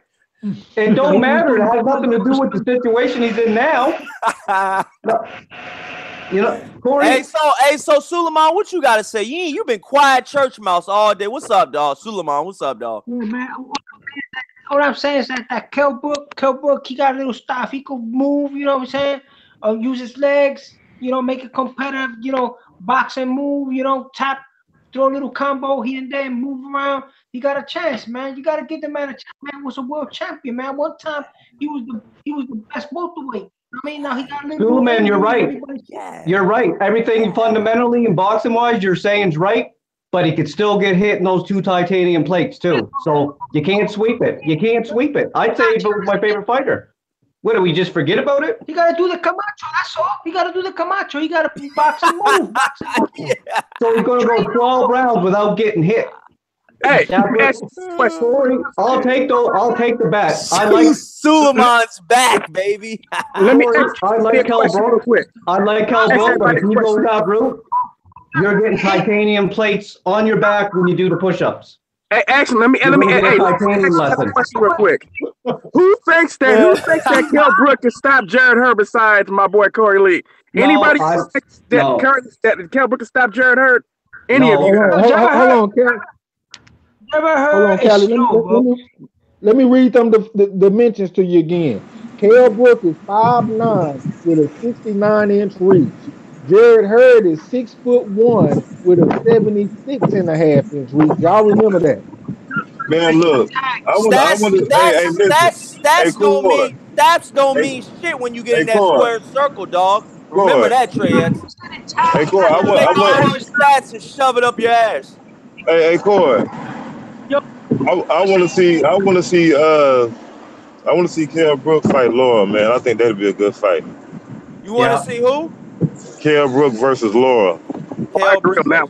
I agree on that. Yeah, but I mean, Laura, man. Like, to be honest with you, man, who y'all think won that Laura Hurd fight? Do y'all think it was y'all think the right man won? I heard one, man. I did. Hold on, y'all. I did a live, and a lot of people were saying robbery. So what do y'all think? I'll start with Trey X. What do y'all think about the Hurd Laura fight, Trey X? I was on this shit watching it with you, motherfucker. I'm just letting the people know they won't on here, dog. God damn. I felt like Hurd deserved to win the fight. I feel like Hurd was on his ass. You know what I'm saying? From the get-go, I felt like Laura had some success on the fight. The fight went the way I expected, man. I expected Laura to have success early. Hurd was gonna walk through that shit. He was gonna catch up to him little by little, and then he was gonna get to him. He just got to him a little later than I expected him to. But it went the way I expected though. Hey, Corey, Corey, you can bypass me because I agree with everything what Trey X said, man. Suleiman, what's up? How you think the Laura Hurd fight should have went? Yo, can't Hurd could do a consistent every fight like that. He can't fight like that every fight, man. He takes a lot of punishment in his fights, man. Look, Tony Harrison, he took a lot of punishment. Okay, he fought out Austin Trump. Austin Trump was beating him. He took a lot of punishment. He gets hit. Yeah. Okay, so you got this. If Kell Brook goes in there, stop putting his hands on him. Okay, Kell Brook got some hands on him. Okay, and he hurts him because that chin is not granted, but he's getting hit. Okay. Let me make one point, Suleiman. Let me make one point. Hurd been walking through punches, but he walking through natural 154 pounders. Yeah. He walking through Tony Harrison, Austin Trout, Laura. This Hurd could potentially fight at 160 and even 168. I don't think he got to worry about walking through them punches until he move up in weight. These dudes, these smaller dudes, I don't think they can hurt him. For a minute, bro. This guy went up to 160 and boxed like 5 or 6 rounds with the top tier fighter in the 160-pound division, and was going toe to toe with him. And he was lasting, so he got pop in his hands, bro. Don't be sleeping on. You're not one of them. Don't be sleeping on. Hey, y'all, I'll be right back. I gotta run to the car. I'll be right back. Go ahead. That fight was not a fucking robbery. Whenever you hear robbery, all that is people saying I didn't get the result I want. You got to win 7 out of 12 rounds to win a fight. So in order for something to be a robbery, you got to find 7 fucking rounds where one guy won convincingly. So Hurd won the fight. But what Corey got to understand is I like Cal Brook too, but what Corey got to understand, he's saying, well, no, he shouldn't have to fight Laura.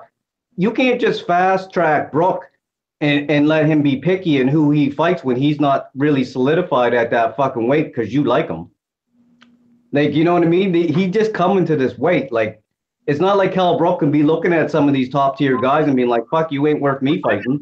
Of course, he's a popular fighter, bro. He brings the money. I don't care about popular. I care about he just moved up to 154. Ty Legacy, I agree because he coming off of 2 back-to-back losses too, man. He just got to the division and he's coming off 2 losses, like you said. So, like, you can't just be like looking at Laura like, well, you ain't good enough for me to fight. What the fuck you talking about? Laura was the fucking. Laura has been the longest reigning champion for how long? Like, what the fuck? Cal Brook just got to 154. Nobody wants to fight Laura. Laura got that pity pat, cutie style. Nobody like that. You know what I'm saying? Laura's got that fucking left hand too that can pop one of those titanium plates. So let's not. Yeah, he actually hurt her a couple of times, man. So to me, I mean, I actually think Laura could actually potentially fucking hurt Cal Brook real bad, man, with that hand. So to me, I mean, you know, first thing we know, Cal Brook ain't fighting nobody on that level anytime soon. I don't care what Corey Lee say. The Corey Lee's my homie. I know that's his boy. Cal Brook. I like Cal Brook as a fighter too, man. But Cal Brook to me is gonna have problems if you fight any of the killers at this weight division. He ain't ready for no motherfucking Jamel Charlo, man. I'm telling you, Jamel Charlo is a motherfucking monster, man. He will hurt Cal Brook real bad. Every dog has Boxing's not a popularity contest to me. So I mean, whether I like the fighter or not, there ain't no boxer on the planet, my favorite fighter or not, that's gonna move to a weight division coming off 2 losses and having 1 fight that's going to sit there and convince me, well, I don't have to fight this guy and that guy over status. That's not how boxing should be moving. I agree with you, Ty Legacy. I agree. Hey, you guys, that's what fans say when they don't want their favorite fighter to fight some tough fight.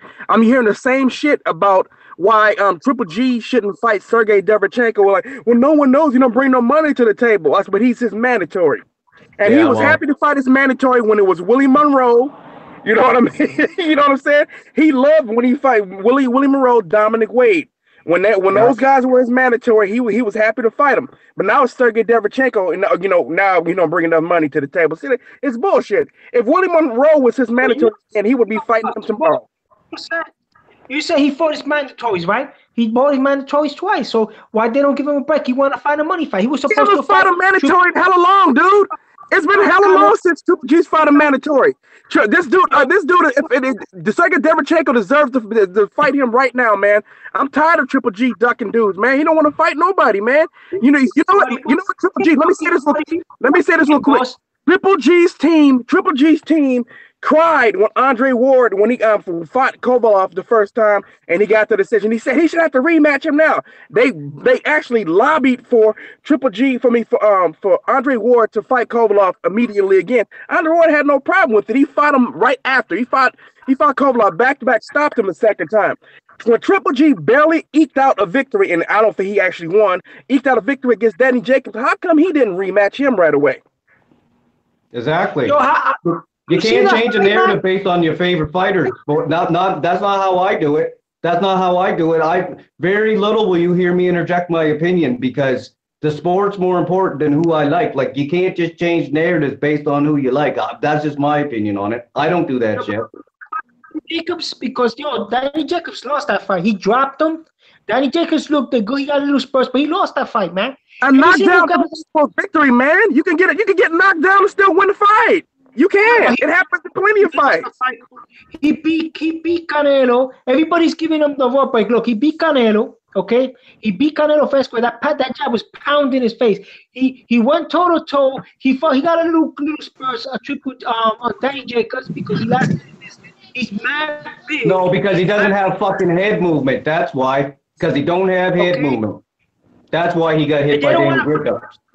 Nobody's giving nothing about excuse. Dominic Wade was unbeaten. What do you think landed the hardest shots in the Triple G Canelo fight? And I said, I'm gonna tell you this right now. Triple G didn't land jabs. He missed a lot of punches, though, man.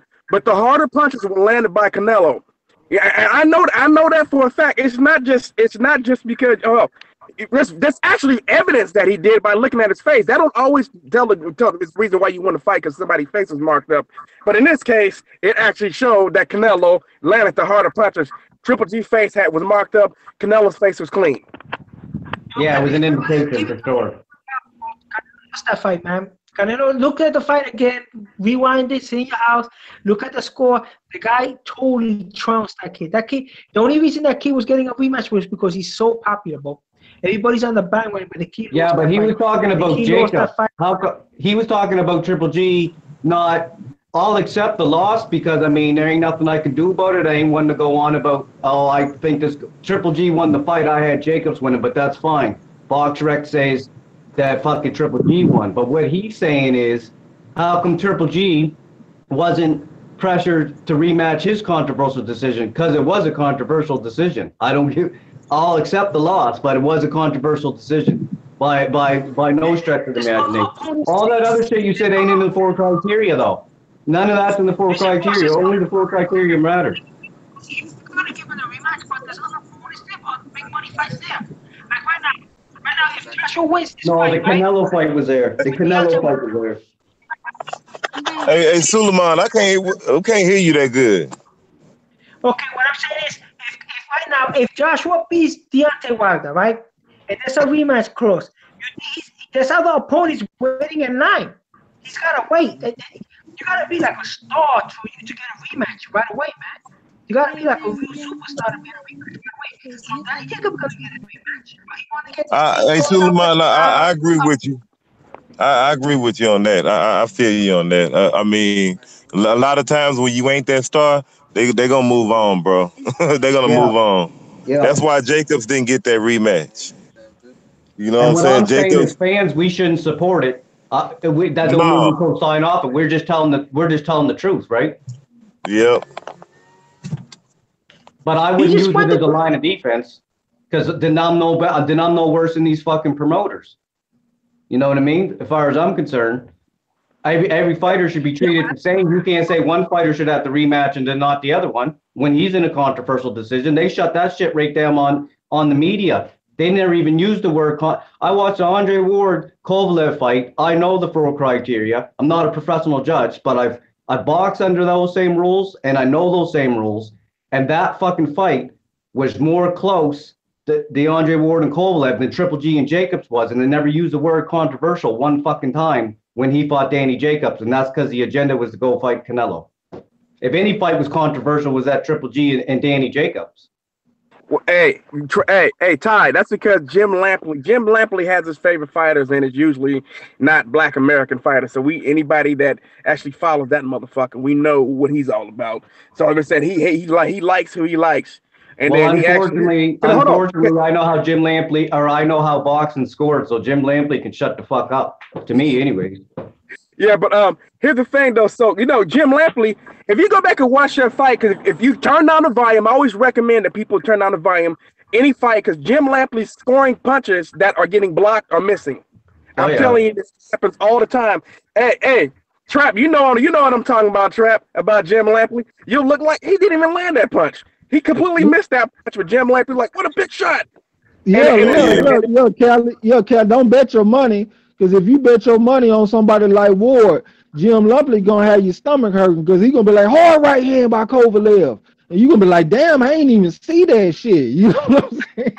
Jim Lampley's got no concept that when you make a guy miss, you can make him miss by mere inches. So you are in position to shoot back. Jim Lampley don't get that concept. If you make an opponent miss by mere inches, Jim Lampley's sitting fucking ringside thinking it landed. That's why I don't pay attention to Jim Lampley. Because he can't come to the fight front row. Jesse Buck's gonna trust Broner. What do you think? Jesse Buck's gonna beat the daylights out of Broner, man. I can't. I have a hard time assessing Broner because I never know what Broner I'm going to get. I just don't know what I'm going to get.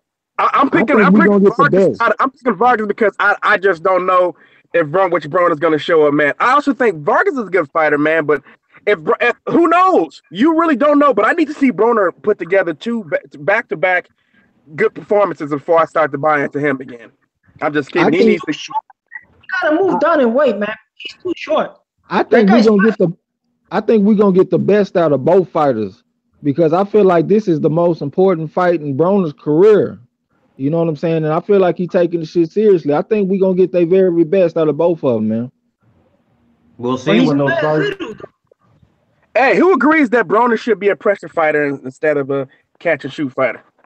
I just want to know. I think I agree with that. I think what Broner does when he moved up, I think he doesn't transition from his offense to his defense. He's either one or the other, and I think that's where his. So yeah, he got to catch and shoot. So that's in short. I'm agreeing with you, Callie. That's what I think. That's why I don't scapegoat Broner. Every time he loses a fight, that people are telling me it's because of this and that outside of the ring, which is speculation because they don't know. But then I'm watching the fucking fight in the ring and seeing fundamentally what he's doing wrong. You know what I mean?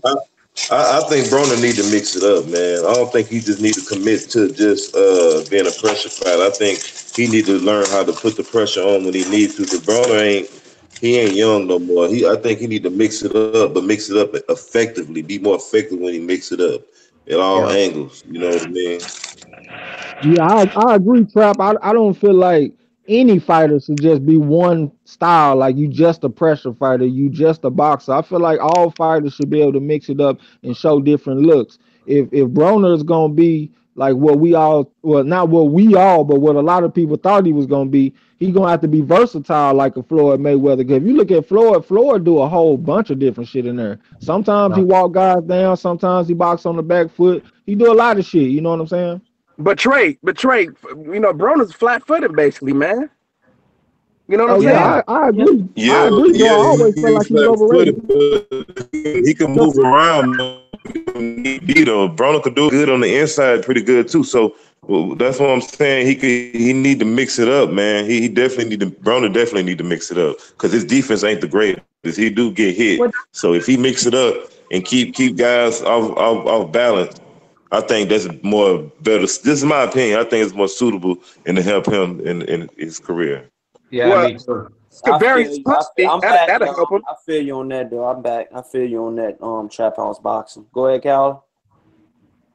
I was saying he could vary his punch speed a little bit more too, man. But he doesn't do a good job of catch and shooting, man. What he does a lot of times, he'll lean back against the ropes and he'll just put up his guard, and then he'll just take shots and then wave and shake his head. No. I was like, well, how about counter the dude, man? Why Yeah, he don't you doesn't block the transition. punch and counter? And He's he got to doesn't do a transition good from his job of that, offense. man. But see, Broner good at catch and shoot when he inside the pocket. When he in the inside, if you watch him in the inside in the pocket, he real good at counter and catch and shoot in the pocket. Yeah, you're right because that's the only fight quarters where he will transition from his defense to his offense. In the center of the ring on the outside, he just doesn't do that because most fighters, that's what they do with Broner. They take advantage of his lulls of inactivity, and that's what it is. When he's on the defensive, he stays defensive up in a high guard, right? He doesn't transition off. That's the only problem with Broner. And But he look, is when flat-footed, but you could be flat-footed and still circle away. You could still circle away from that power hand or step back, right? Yeah, he stands right in front of his opponent far too much, in my opinion, too. Ask Trey And what I he- feel like about the high guard for 12 rounds. Ask Trey.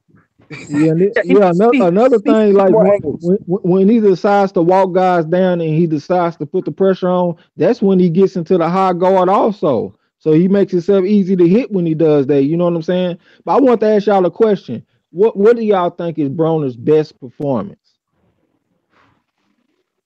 To me, it was the Maidana fight. You think the Madonna fight? Yeah, because Oh, he showed toughness. To me, He actually Yeah, showed he could have a won lot that of fight, toughness and bro. He grit. could have won that fight. yeah, He just and didn't dig deep enough. Paulie fight was better.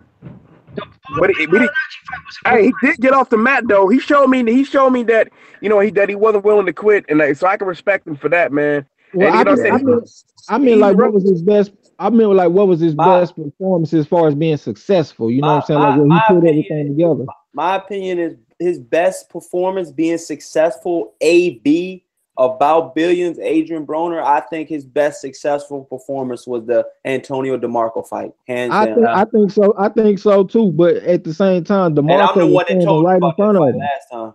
I was thinking the same thing, but DeMarco was standing right in front of him. You know what I'm saying? Like DeMarco made that an easy fight for Broner because he just tried to lean in and put his head on his chest the whole day. I think that Broner. But also, DeMarco is a good fighter too, because DeMarco fought that guy that passed away, man. Rest in peace, that killer that he fought, man. I forgot his name. Valero. Man, that dude was Edwin Valero. Edwin Valero. That dude was a fucking animal. But look, the point I was trying to make is I haven't seen a fight where Broner put it all together. No. You know what I'm saying? Like, I haven't seen like a great performance. The best performance I've seen from him, a guy helped him have a good performance in DeMarco.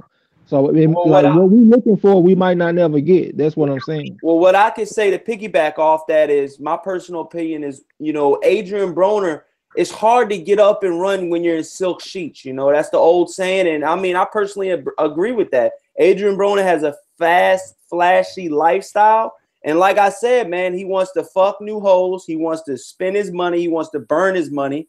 And like I said, man, I hope one day this fight, he gets it all together, because my personal opinion is if he loses this fight, I'll never bet on it. I'll never think that Adrien Broner will do good again. Hello? Everybody just dropped off, y'all. I don't know. Hey, Corey, I'm back, man. What happened? I don't know, bro. Oh, everybody's back? Yeah, everybody come back in now. Would it do that like if you go past a certain period of time? I don't know, but everybody, we blame that on Eddie Hearn. I know, right? God damn, dog. I've never seen that happen before, man. I'm glad everybody's back, man. I might need to shoot Trey X a link if I need to. But my personal opinion about the whole situation is, man, I think AB's back us against the wall, man. My personal opinion is I am picking AB to win this fight. I'm picking Adrien Broner to either go to a decision or a late stoppage for Vargas. It's going to be hard to get a stoppage on Vargas because he's a tough-ass Mexican, and he's fighting out of the TNT gym, and he's got a lot to prove. Let it root, Suleiman. Let it root. Okay, my opinion is he got to learn small. He got to learn how to fight small, man, because he's very strong. Okay, he's very knowledgeable. He's very game, but he got to fight small. He got to attack the body. He got to change his game plan or work all the body. He cut off the ring, work the guy, duck his jab.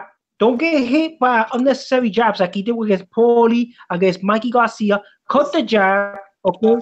Assert yourself in the fight. Okay? Assert yourself in the fight and win the fight, man. And then throw rounds. Hey, Trey X, you gotta mute your mic. Trey X, I gotta mute it. Yeah, you're echoing real bad. Yo, at least you impress the judges. You understand what I'm saying? You gotta impress the judges, because the Mikey Garcia fight, he got frustrated when he saw Mikey Garcia wasn't gonna crumble quick.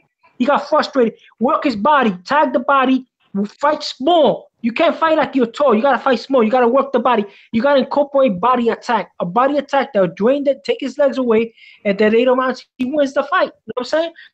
I mean, we saw that with Jabba Hurd. He was just punching arms at one time, man. I see Jabba Hurd punching that dude in the arms, and he impressed the shit out of him. He had a positive mental attitude in there. He didn't care that the guy was technically. He even said at the end of the fight, the guy's technically even better boxing me, but he kept moving off. Started times, he throwing combination in his arms, showing him, hey, I'm still here. You hear me? You hear me with Patty Pump? I'm still here. I'm here to win. So that frustrates Erislandy, because he's like, I'm throwing mad punches, I'm ducking, I got nothing to do. This guy keeps coming, and that's what Adrien Broner got to do to win. You gotta have a positive mental attitude in there. Fight small, attack the body. He forgot his body attack. He's not throwing combinations to the body no more. He made it because it's hard to box and not fix your errors. It's hard to box and not fix your fundamental flaws. You got to fix them, whether he's fucking hoes or not. You got to fix his fundamental flaws. You got to make an adjustment. If you don't make an adjustment, the same mistake that was a mistake the last fight is going to be the same mistake the next fight. That's just common sense. I agree. You got to duck the jab. Hey, Sula, let me say something real quick. To answer y'all question about Adrien Broner's best performance, well, no, I thought his best performance was Madonna, but the fight that he did everything in was, to me, the Adrian Granados fight. And that's not because he made the adjustments. It's because Adrien Granados at times chose to change up his style, so Adrien Broner had to do the opposite. You understand what I'm saying? But he fought in the pocket. He boxed. He fought off the ropes. They both of them did everything the same thing in that fight. So that's what allowed us to show him doing everything in that particular fight. You know what I'm saying? But Boxed All right, that's a bet. too. He boxed sweet in that fight. When he fought John Molina, he fought a beautiful fight. He was boxing. He was using his jab, movement, everything. He was like a complete different fighter, and he was quiet. He was quiet because he was signed with Al Heyman, and Al Heyman suited him up. And he got to change his whole image, man. He got to forget about being an OG anymore. He got to think about becoming about the money. He got to go business. Zab Judah went through it. Now he's going to have to do it. Zab Judah, one time when he was a champion, he had gold fronts, all that. He changed. He went through the transition. And this guy got to do that transition from an OG from the hood to a world-class money-making champion. And then he could continue his legacy. But he's a 4th division champ. And I like the guy. But is he going to do? You know but Suleiman, is he going to do that though? Exactly. Is he going to do that? Sounds awesome. That shit sounds fucking awesome. Suleiman, what you got against gold fronts anyway, man? Yo, gold teeth. We can say this, but that don't mean Broner's going to do it because I'm in my late 30s now, and I've been hearing it since my mid 30s. So you'll have to forgive me if I'm not going to put so much confidence that somebody's going to do something. Hey, when you guys remember the Paulie Malignaggi fight, right? You guys remember that when he fought Paulie Malignaggi? Yeah, to me, Paulie Malignaggi exposed a lot of his flaws. Yeah, Paulie exposed a lot of his flaws, man, in that fight. That's when my eye really started to wake up. I was like, oh, okay, he has a lot to work on. After that fight, man. There was a lot of people that I know actually thought Paulie won that fight. And that's what Paulie said. Paulie said his game plan was to be active when Broner's not, because he doesn't transition. He doesn't transition from his defense to his offense. If Paulie was a power puncher, he probably would have beat him. Yeah, I agree, man. I was like, wow, I said, he's making this fight far more difficult than I thought. You know what? Because I know Paulie is a pretty he's a pretty crafty fighter. You know what I'm saying? But like Paulie's never been a big puncher, but he's smart. And and he works hard, man, and he thinks a lot in the ring, man, and he does. He uses a lot of angles. So but I still thought, for whatever reason, I thought that Broner was gonna be able to stop him, man. And when Broner had trouble for 12 rounds of trouble, man, I was like, man, I don't know. And then next time I know he was. So let me ask y'all this. Let me ask everybody. Corey, hold on, Corey. Let me get this out one time before you say. Let me tell you the reason why Broner. The reason why Broner couldn't deal with Paul, he don't deal with volume punches like that because, see, Broner's stamina is still under questionable to me, in my opinion.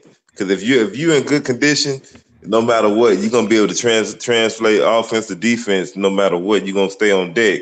He ain't in tip-top shape. You understand what I'm saying? So when you a good pressure fighter and you got a guy like Adrien Broner who ain't in tip-top shape, and you put the pressure on him, he ain't got no choice but to be in defensive mode. That's why he ain't letting his hands go.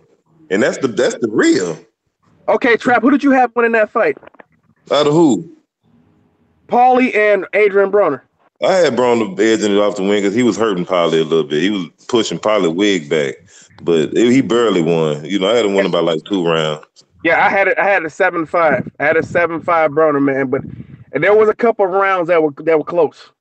That could have won either way. I wouldn't have been surprised if it was a draw. I actually thought that they were going to score the draw for a while, but then I thought he edged it out. But that fight was very close. Yeah, and Paulie gave him all kinds of problems. What do you guys think? It could have went either way. Yeah, I didn't complain about the decision, but I wouldn't have complained if Paulie got it either. I think Broner done solidified himself as a B-level fighter. When I see him fighting guys like Granados, Emmanuel Taylor, even Paulie Malignaggi, those guys are B-level fighters to me. And he having razor-sharp decisions against these guys. Who's a B-level fighter? Danny Garcia? Granado's at 140 and a B-level fighter. Who you said a B-level fighter and Danny Garcia? Somebody got to mute their phone. Trey X, that's you, dog. Well, goddamn, how can I answer the question if I got to mute my phone? Yo, it's your joint though, man. I'll send you a re-invite. I'll let you I'll send you another invite. Just click out of it and I'll invite you again. It might be just your tablet or something. Yeah, but to me, Granado's at 140. is probably at the top. He's right up there, in my opinion. At he don't belong at 147, but at 140, he's right up there with everybody else, in my opinion. I don't know what you guys think, but I think No, Granado's that's the truth, because Granados is really supposed to be Amir Mom and Ramirez. That was supposed to be Granados supposed to be fighting one of them two. And he beat Amir Mom. He stopped Amir Mom. He was supposed to be fighting Ramirez.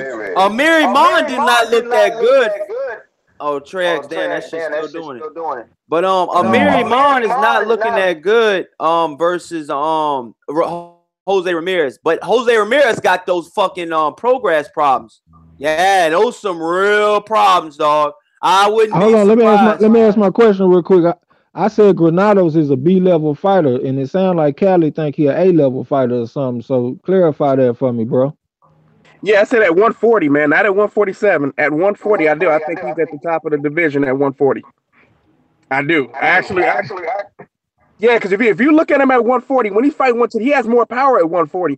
At 147, he really doesn't have the power to really deal with them kind of guys. He can still cause them problems, but he's not going to be able to handle them dudes at 147. They're just too big for him. But at 140 is right where he belongs, man. His power, at 140, I definitely agree. He a top dog at 140. Did they fight at 140?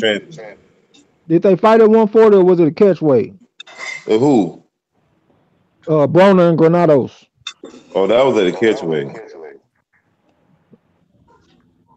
That was at like a 144. And my personal opinion about the whole situation is, I think that Adrien Granados is a very underrated fighter. I think that he would do damage at 140, his natural weight class. I think that he's got the shit end of the stick his whole career. He needs to beat the shit out of his fucking promoter or his manager, dog. Damn, Cor, I agree with you, Cor. I agree with you. They've been putting that motherfucker, huh? Hey, Cor, he's also got some bad draws. Tell me, because he's won fights that he's lost, man. Yeah. You know what I'm saying? I'm like, man, there's at least like two, at least a couple of those fights. He's gave not you on the panel, but you guys listening, or you guys that know what I'm talking about. He's gave your favorite fighters problems. I guarantee you, he's gave your favorite fighters problems. Guys that you think that are A-level or B-level fighters, Adrien Granados has fought them, and he actually probably won, or he's actually done a really good job. I'm looking at the box rec. I'm looking at the box rec right now. Adrien Granados got 6 losses. He took a loss. He should possibly have 1 or 2, dog. He took a loss. He only really lost to Felix Diaz and who else? I forgot who else it was. And that was early in his career when he fought Felix Diaz. I think he beats Felix Diaz now. Knocks him out. He won that fight, man. Oh, he won that fight, Callie? Well, I can't give him A-level, man. If you taking these losses, you taking these losses. If you A-level, I feel like you will get past these losses. I don't think you're gonna have 6 losses in A-level. I'm not saying that he A-level. I'm saying that he is a top guy at the one. See, it's a difference between A-level and being a top guy at the division. If just because you are the top guy at the division, that you just only up against the level of competition that you up against. That don't mean you're an A-level fighter. That means you're just the top guy in that division. Well, my original comment, I said that I felt like he was a B-level fighter. And like, really, it wasn't just about Granados. I mean, like I said, Emmanuel Taylor, Granados, Paulie Malignaggi. I see Broner going like razor thin, decisions with these dudes. He ain't dominating them. So to me, I feel like Broner is on the same level as them. I can't put him too far ahead of him, even though he beat him, because they having these close split decisions with him. You know what I'm saying? Yeah, I hear what you're saying, man. But on the other end of that, man, you gotta understand, man. Boxing is a fucking politics, dog. I mean, boxing is very much so politics. If you don't have the backing, like Adrien Granados did not have the backing. I heard he's from Chicago, man. You know, there's a lot of gangs out there. Luckily, he just got some of these fights, to be honest, man. He worked his way up. He fucking fought his heart out, man. To having what's up, dog? You know why he don't get decisions? Because he don't bring a lot of money to the table. And that's real fucked up, man. Real talk, Granados got gang ties, dog. Because I don't know if it's his brother or his fucking brother or his one of his I think it was his training partner that he used to train with in Chicago. He got shot and killed, dog, in them streets. And our Angel Granado said he was supposed to be with him that day that shit happened. So, I mean, you know, I'm glad that he went through the boxing. That shit got him out of the streets and shit. He's got a couple good paydays, I would imagine. You know, I'm not sure how much Adrien Broner paid him. And I'm damn sure I know Amir Iman, that fight didn't pay him shit because Don King was promoting that shit, dog. You already know what's going on with that shit. Damn, dog, they keep dropping again, man. Fuck. They'll be back though, y'all, man. I scared them away. What the fuck's going on, man? We having too much good of a time, dog. Yeah, man. But I'm gonna tell you though, Adrien Granados he ain't on social media or nothing no more. He just straight up checked out. I think he checked out of the boxing game because I think he pissed off on how his career went, how he ain't been getting the fair shake. In the last few fights, he been saying this at the end of the fight. He be like he tired of getting treated like that. You know, he be winning and motherfuckers be writing him off because I guess he ain't a big enough draw. He's quitting boxing, trap house boxing. I ain't say that. I'm saying it seems like he just don't want to do it no more because he ain't on social media no more. Adrien Granados used to be on social media. He ain't been on none of that. He ain't been training. He ain't been doing nothing, bro. He ain't been training. He beat Sean Porter. I don't think he beat Sean Porter, but he gave Sean Porter a lot of problems, though, man, in that fight. Yeah. But I thought Sean Porter beat him, but he has been screwed, man. I understand why he believes that he won that fight because he's also, he's been fucked in so many fights that he just like, man, I know he probably believed that someone has it out for him, man. I actually feel horrible for him. He needs to stay at 140. He needs to get a promoter. Maybe he needs to sign. I don't think he's with Al Heyman.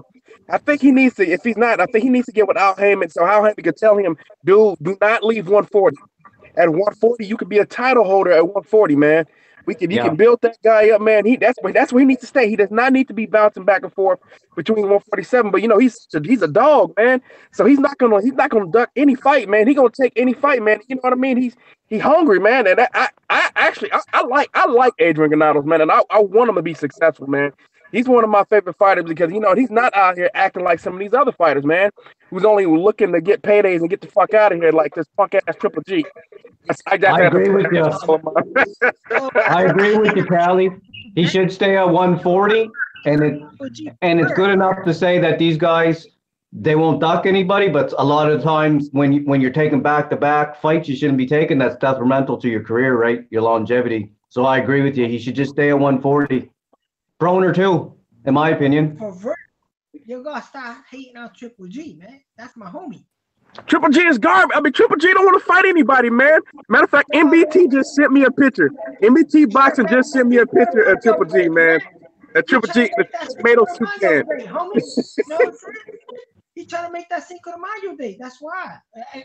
Triple G's been fighting tomato soup cans his entire career. Hey, Suleiman, that's exactly what he's doing. That's why he's trying to make sure he secure that date. He ain't trying to pass up on that May 5th date because he believed that he done got enough Cinco de Mayo fans. He don't want to pass that payday up because if he fight on any other date, it's going to expose the fraud that he is and that he don't got a real big fan base like he portrayed to have. Because, Triple G only got 5 actual fans. You know what I'm saying? And Suleiman's were his biggest fan. And because no one else gives a fuck about Triple G. The guy's in Kazakhstan, bro. He's in Kazakhstan. Guys is like him. They got posters, little girls, and all that. It don't matter. I gave him the benefit of the doubt. You can ask Callie because me and Callie had a conversation. I said he does only have a month window, but all fighters should be looked at as fighter A and B, whether you like them or not. He needs to fight somebody. You can't be calling out 154 pounders. Let me ask everybody on the panel right now. Let me know this right now. Who are y'all fucking picking right now for next week? Because everybody's gonna see this shit on the show. Who are y'all picking for next week's fights? I need to know out of everybody. Who are y'all picking for the Gervonta Davis versus Celiar fight? The Charles Centeno? Cuellar, I'm sorry. The Gervonta Davis. Hold on, y'all. Gervonta Davis versus Cuellar fight. Who y'all picking on that? Who y'all picking on the Adrien Broner versus Jesse Vargas fight? And the Charlo versus Santinio fight. Hey, Trey X, I'll let you go first. Let it rip, my brother. I don't want to go first. Somebody else go first. Let Suleiman go. Man, I get, go dog, first. don't ever do that, dog. I go for Centennial, my homie Centennial. He might surprise the day because I What? go Check Hold on, Triple what? G. He protect Triple G. What the fuck are you? What you just say, Suleiman? Not who you're going for, who you're picking. There should be a difference. Who There you should be a picking? difference. Yeah, who you picking? That's what I'm saying. Who are you picking to win the fight? Hugo Centennial because He still goes with Centennial. y'all Let him go. go. Let him go. Jamal Charles from Triple man. G. Hey, look, this is why we gotta appreciate Suleiman, man. We gotta Yo, appreciate Suleiman, what the fuck, dog? Come on, man. Is that who you're rooting for? Is that who you're rooting for? Or is that who you're picking? Yeah, this is for Triple G, man. He keep anybody away from Triple G.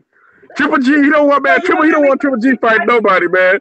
I tell you, Triple G whole career is a fable, man. His whole career is a fucking fable. Hugo's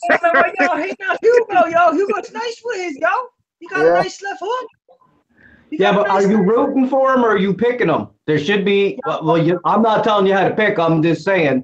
I pick who I root for, and I pick ain't necessarily the same because I go by the boxing. Okay, I like the kid. He got a nice career. Know what I'm saying? I like his style of fighting. He got a nice left hook. I know he's gonna fight an ex-champion that moved up, but I think the kid could surprise him. You know what I'm saying? And then on top of that, I'm gonna go for Cuellar, which is an ex-WBA champion. He lost only to Abdel. Oh, so hold on. What? You're picking the apple card on every fight? But he's gonna explain to you why. Say. My bad. Go ahead. My bad. Go ahead, dog. I'm gonna pick my last but least. I'm gonna pick my favorite. Take the best fight. My favorite fighter is Jesse Vargas. It's not Triple G. Oh no! Jesse Vargas is my favorite fighter. Okay? Yo, so in all Jesse three Vargas, fights, who are you picking? Jesse Vargas. Okay, I'm gonna pick Cuellar, and I'm picking Hugo Centennial. The first time in boxing history, y'all. No, you've done that all kinds of times, Corey. Hey, Suleiman, let me ask Suleiman one question, man. Suleiman, are you really fucking with us, man? Are you for real, man? But Charles coming up in weight, right? No, are you for real? Are you for real though? Oh my God. Hey, Suleiman, you know we bet push-ups on this show, right? Oh yeah. Oh yeah, baby. Suleiman, get your fitness together, baby. Real talk, dog. We do that on this show, dog. Real talk. So you might have to back that bullshit up. But it's not bullshit. Yo, Hugo just knocked the dude out just recently, man. Back that bullshit up. Back it up. Yo, not for nothing, but Hugo got one loss on his resume, bro. Only one loss on his resume. You guys are hating on him. He been cold cocked by Selecki. Come on, dog. It don't matter. What's he gonna do in the ring? What's the breakdown in the ring?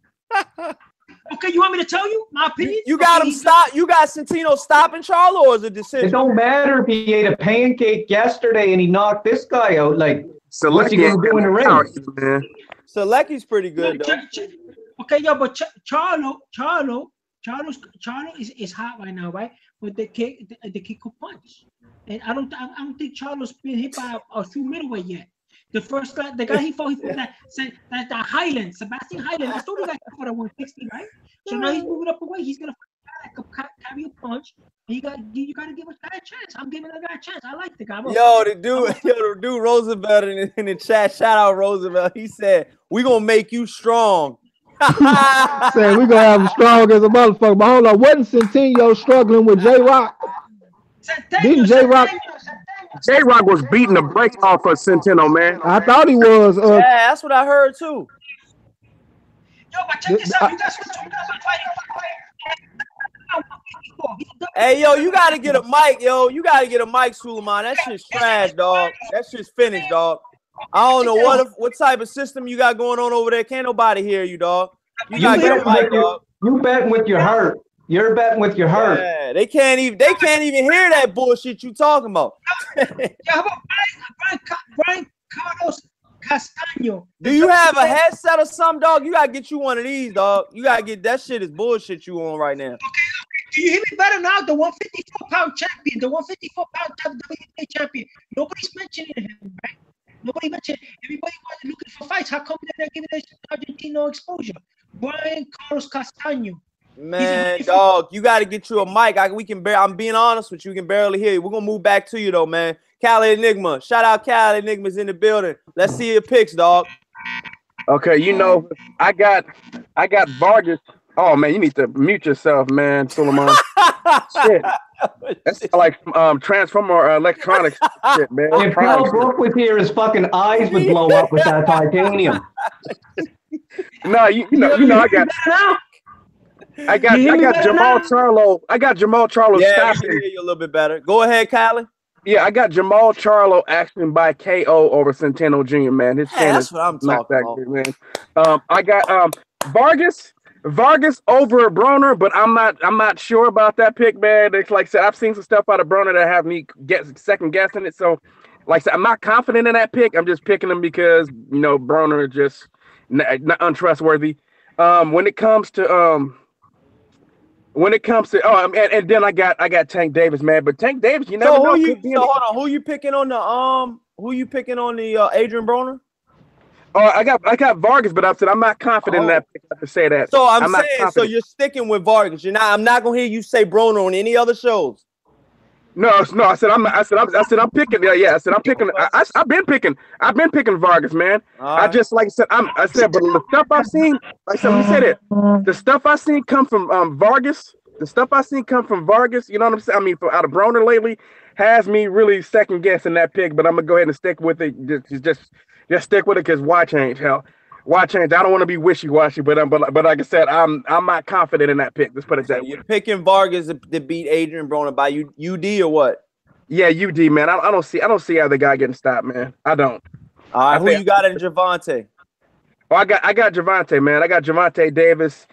I got Javante Davis by stoppage, to be honest with you, man. But if it goes, let me finish. If it goes like past 6-7 rounds, I'm gonna be real nervous, man, about that pick, man. I'm gonna say it because we know that Javante Davis' stamina is definitely questionable, man.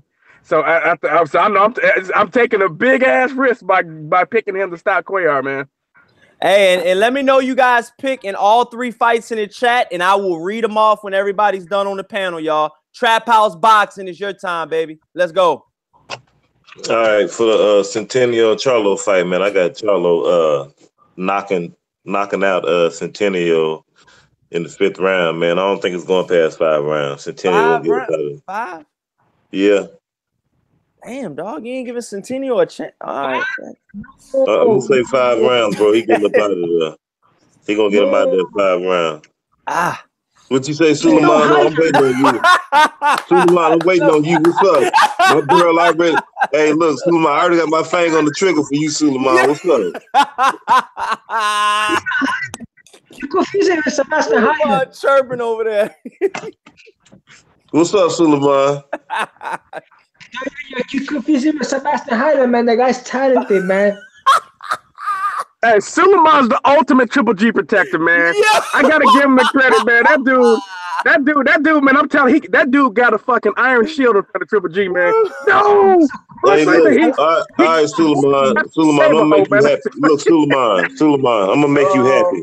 I'm gonna make you happy, Suleiman. 8 round stoppage, all right? That's better. Oh, he upped it. Oh, shit. Is that better for you, Suleiman? Point blank, he ain't making it to the scorecards. I got that. How about that? Man, one loss ruins a man's career. One loss lose man's career. The guy just one loss he has on his resume. Next, we talking about Cuellar and Tank. I don't know about that fight, man. I'm a little 50-50 on that fight, man. I don't know, man. That's gonna be a tough fight for Tank, man. A lot of people don't believe it or not, but I think that's gonna be a tough fight for Tank. Hey, Trap, I agree with you. I think it's gonna be tough, especially like I said, if you get past like 5-6 rounds, man, I'm gonna be nervous in the motherfucker, man. Yeah. All right, so who else you got, Trap House, man? You know Suleiman ain't fucking with none of your picks, so go ahead, dog. Yeah, but look, I'm gonna give some suspense for Suleiman. I'm gonna leave a little bit of suspense for him on the Adrien Broner fight. Y'all just gotta go check out the video. I ain't gonna tell y'all. How about that? Just check out the video. I ain't gonna tell you on here who I got. Trap Yeah, House but Jesse Boxing Vargas is got not. his own YouTube page, y'all. Check him out on Trap House Boxing. But so who you got in all three of your picks, Trap House? Name them out. I told you I got Charlo. I'm unsure about the Cuellar in the last fight. You just But no, got that's what I'm saying. to. We need a pick though. We need you I to. We can't need a give you a valid. pick. I Huh? can't give you, huh? He gave Huh? me a pick. This ain't the Earl Spence Crawford fight, dog. What the Honda. fuck? Man, look, bro. I just told you the best way I could, man. I mean, don't put me in no bad situation. I ain't sure about the Cuellar in the Tank fight, man. And like I said, I don't want to spoil the secret with the Broner and the Vargas fight. All right, so yeah, like he said, he got some bombs on his channel, so y'all check him out. So what? You picking one fighter and you're unsure about the other two? Yeah, pretty much. That's some bullshit. Hey, Ty Legacy, go ahead. Hey, Ty Legacy, go ahead, dog. This dude on some other shit. But look. Okay, stop eating those edibles, dog. You off the chain, dog. Listen, dog, man. You need to cut it out, man. What but look, you and Trey X, y'all typing over there? He told me to pass him. He don't want to pick right now, and then you give me one pick. But look, man, I'm gonna tell you though. But look, I'm gonna tell you though. Look, Broner, look, this one I'm at with Broner, bro. This one I'm at with Broner. Broner just got to show me, man. Broner done made me look like an ass too many times, bro. He got to show me, so that's why I'm not picking. I'm not gonna, That's why I'm at with Broner. All right, and Ty Legacy, who you got, dog, on the 3 fights? Charlo Tank and with the Vargas and the Broner, come ask me Friday night because I want to see the weigh-in because I want to see if fucking Broner's been working. I don't care about YouTube videos, 30-second YouTube videos. Somebody tell me he is, I gotta see it. So you're getting. So we gotta ask you Friday night. Yeah, because I'm giving you. I'm not even telling you who I'm going for. I'm giving you a pick that's educated. I don't do my picks by who I'm going for. So I'll let you know Friday night. But yeah, I got Tank and Charlo in the other 2 fights. No one's confident in Broner, man. Not even you, Corey. I know you picking it, but no one's really confident in Broner, man. Everyone would like to see him do better, but no one wants to go ahead and put really. Only one that Corey's doing, he's like, man, I gotta just take at least this one last chance. Just to see I don't do these emotional picks. I don't do these emotional picks, man. So let me get my picks in, man, and then I guess we'll go back to Trey X. Trey X, you ready to make your picks yet? Yeah, I'm ready. All right, Trey X, go ahead and make your picks, dog.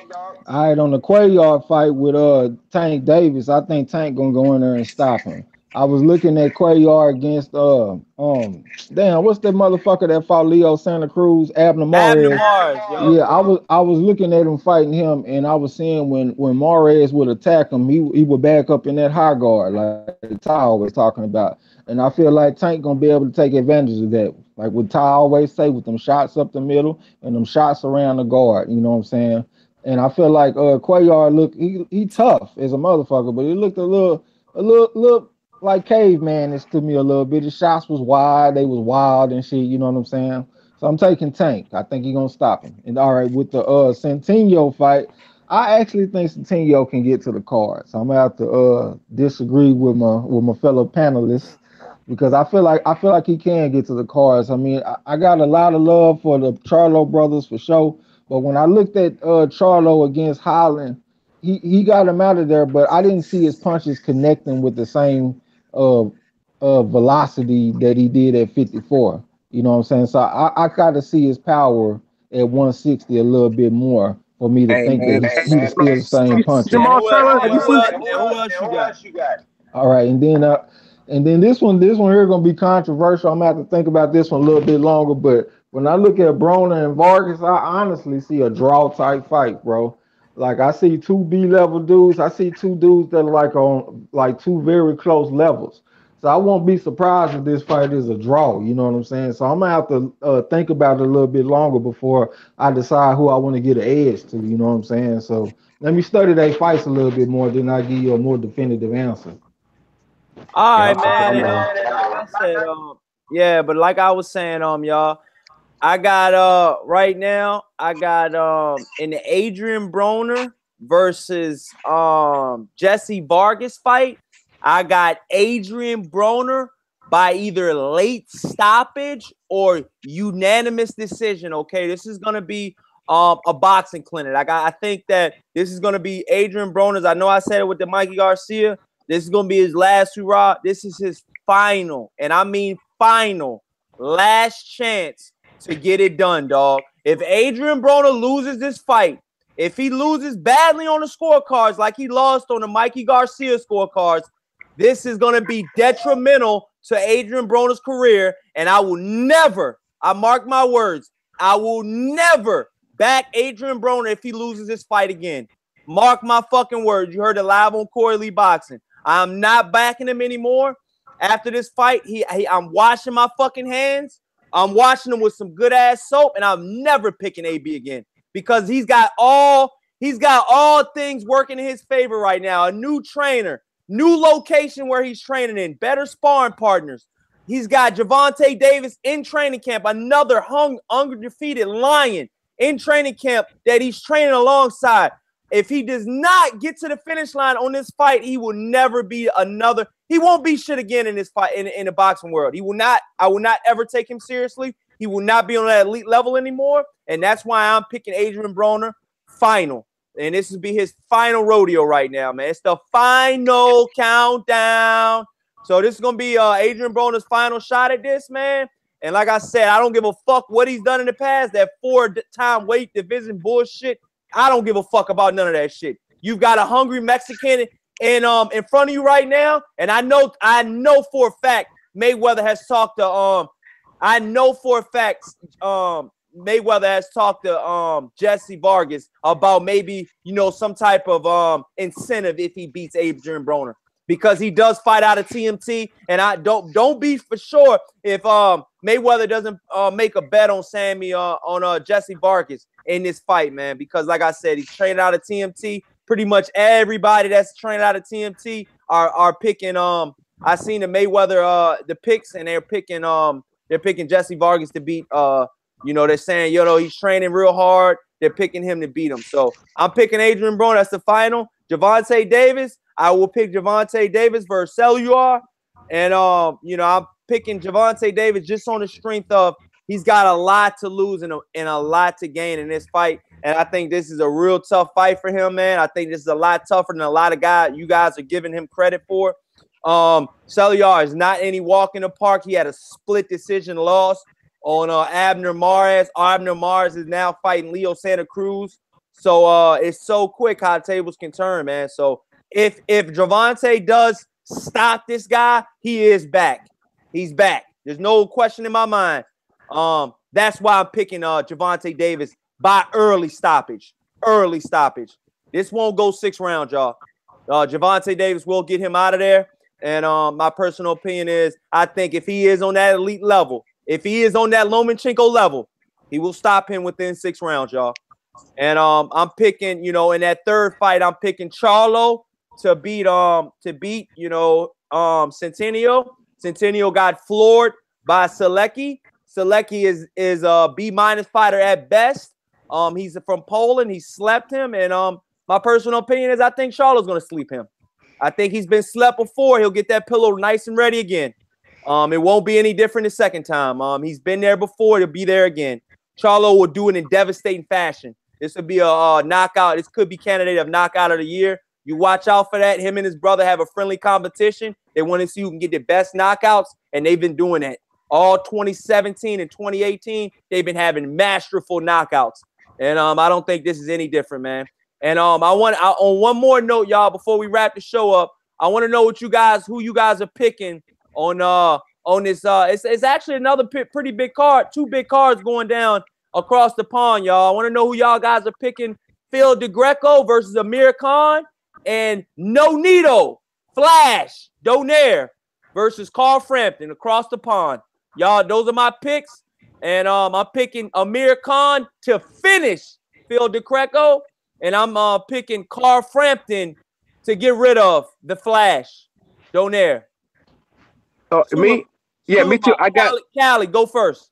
Yeah, I got Frampton winning. I mean, I'm going for Donaire. Donaire used to actually fight out of San Leandro. That's right over here, right next to Oakland. That's like an Oakland suburb. Hold on. I don't mean to cut you off. I said I was gonna read out these picks real quick. I know for a fact I know for a fact Mr. Boxing Today picked his pick. Mr. Boxing Today said, I got Vargas. He said he's got Gervonta Davis and he's got Charlo winning. Shout out Roosevelt. He says the show's lit. He says, keep doing your thing. He says Vargas, Davis, and Charlo. All right. World Breaker Fighting. Shout out World Breaker Fighting. He said Charlo, Davis, Broner is a question mark. We got Champ Ross. Shout out Champ Ross in the building.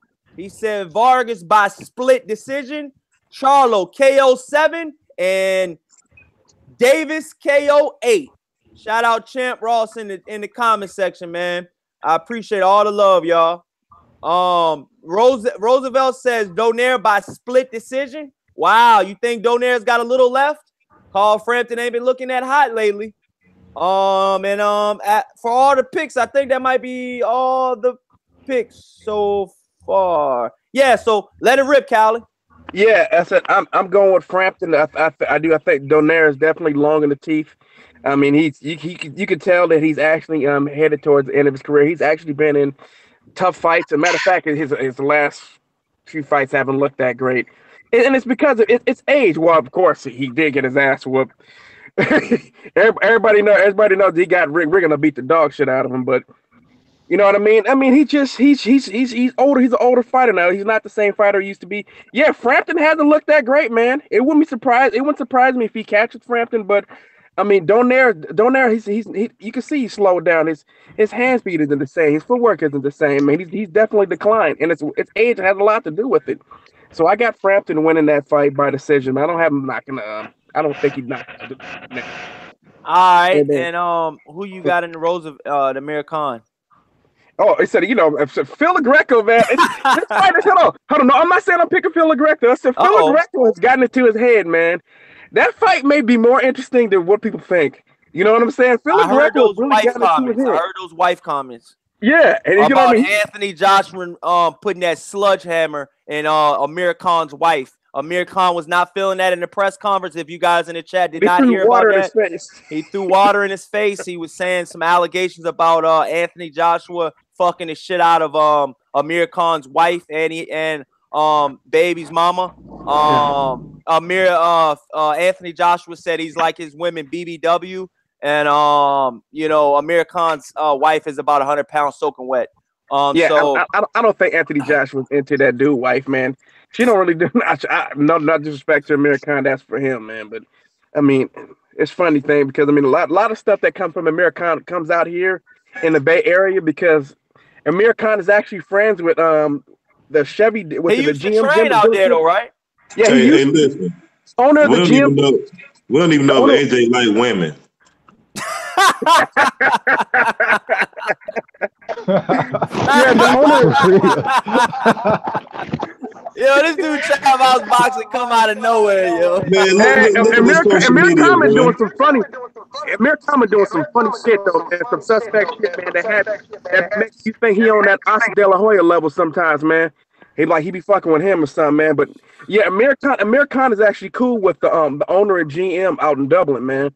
So that's why I said a lot of information. I get to hear about a lot of information about Khan from that guy, and that guy's a true believer in Amir Khan. Even though he didn't believe, I actually told him that Amir Khan was gonna get slept by Canelo. He didn't believe it. He said he's been working on his neck. I said I don't care. Oh my that fuck. Glass chin ain't ever leaving it. Life, man.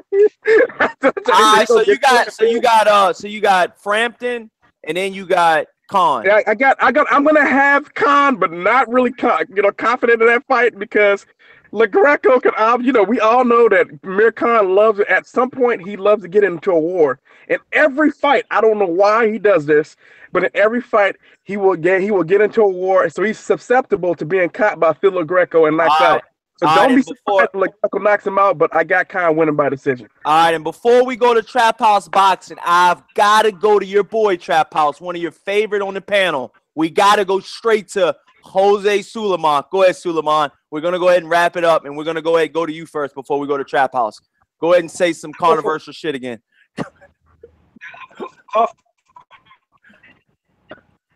Suleiman, who you got? You're dropping the ball, my brother. Who you got? Anybody who protects Triple G. That's the Suleiman I got. Oh no, no. Frampton and Amir Khan, both of them Amir Khan by decision, Carl Frampton by decision. Oh, okay. Those are pretty respectable decisions. Trap House, who you got, buddy? All right, man. I got see, first of all, man, Broner and Carl Frampton, man, these one of those two guys looked good in their last two fights, man. I mean, their last fight, they looked horrible. Yeah. And I think that Frampton could outbox Broner, but if he get, it's possible he can get hurt with that left hook if he's able to let Broner set his feet and catch him with that left hook. But other than that, I got Frampton winning by split decision, UD, and Amir Khan and Phil Greco. I think I got Amir Khan maybe. I'm like Cali, man.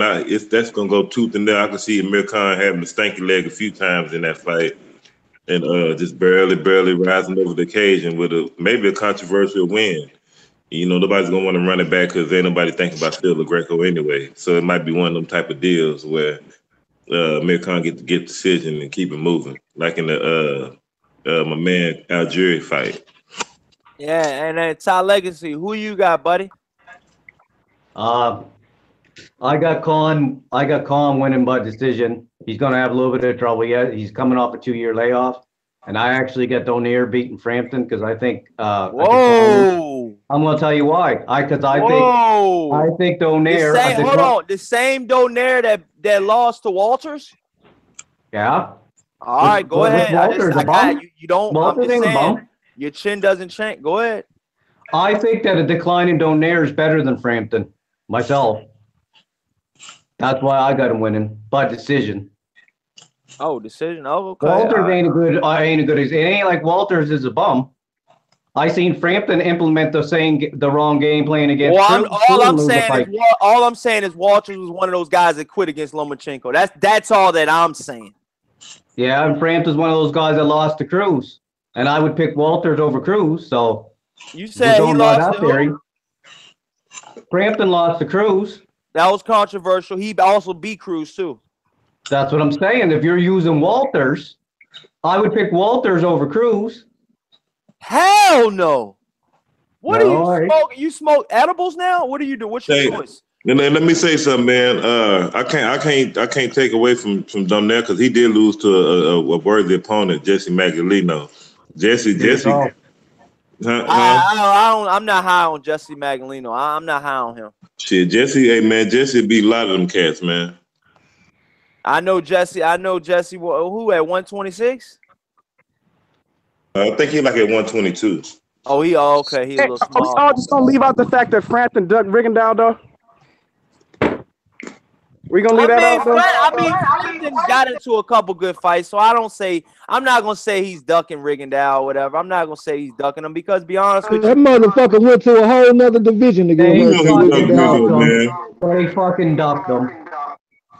Yeah. Him, Leo, Adam Mariz, they all we see what they duck Rigondeaux for, so they can fucking quit, so he can quit on the stool and retire his ass. Man, let me get my picks. He retired, dog. No. All right, let me do my picks real quick before you talk crazy shit, bro. If you're jumping out of a weight division and not fighting the champion, you're fucking ducking. Go ahead, Trey X. We gotta wrap this up, man. I got some things I gotta handle. It's 4:00. Man, you just trying to watch the basketball game, but hold up. Hey, yo, chill out, dog. You know what I'm ready to do, dog. But look, I'm gonna take Carl Frampton, man, because like I always say, and it holds true most of the time. Out with the old, in with the new. I'm taking the youth over the old school. And then when it comes to the Greco and Khan, I'm gonna take Khan, man. I feel like they looking at Phil Greco as a showcase fight. The odds makers got that shit as minus 2,500 for Amir Khan. I know that don't mean everything, but I think it is like a sign, you know what I'm saying? So I feel like Amir Khan should go in there and beat this guy pretty easily. I feel like they on two different levels, you know what I'm saying? All right, but man. It is gonna be rough because Khan coming off the layoff and he coming off a knockout loss. So, but I still rolling with Khan. All right, well, yeah, man. Like I said, man, we'll go ahead and wrap this show up, man. I appreciate all the fucking panelists for coming in the show with me today, man. Like I said, we're gonna probably be able to run it back sometime this week. I'll get with y'all on y'all schedules this week. Maybe we can shoot for Thursday. That's when I do my weekly show. I would love to have y'all as guests again on my show again, man. And Well, let me say one story, Lee. You do know that Amir Khan says that he really still wants Errol Spence Jr. too. So he said he wants to get a few fights and he wants to go after Errol Spence Jr. Man. That's all. That's just that. Oh, man, that's horrible, dog.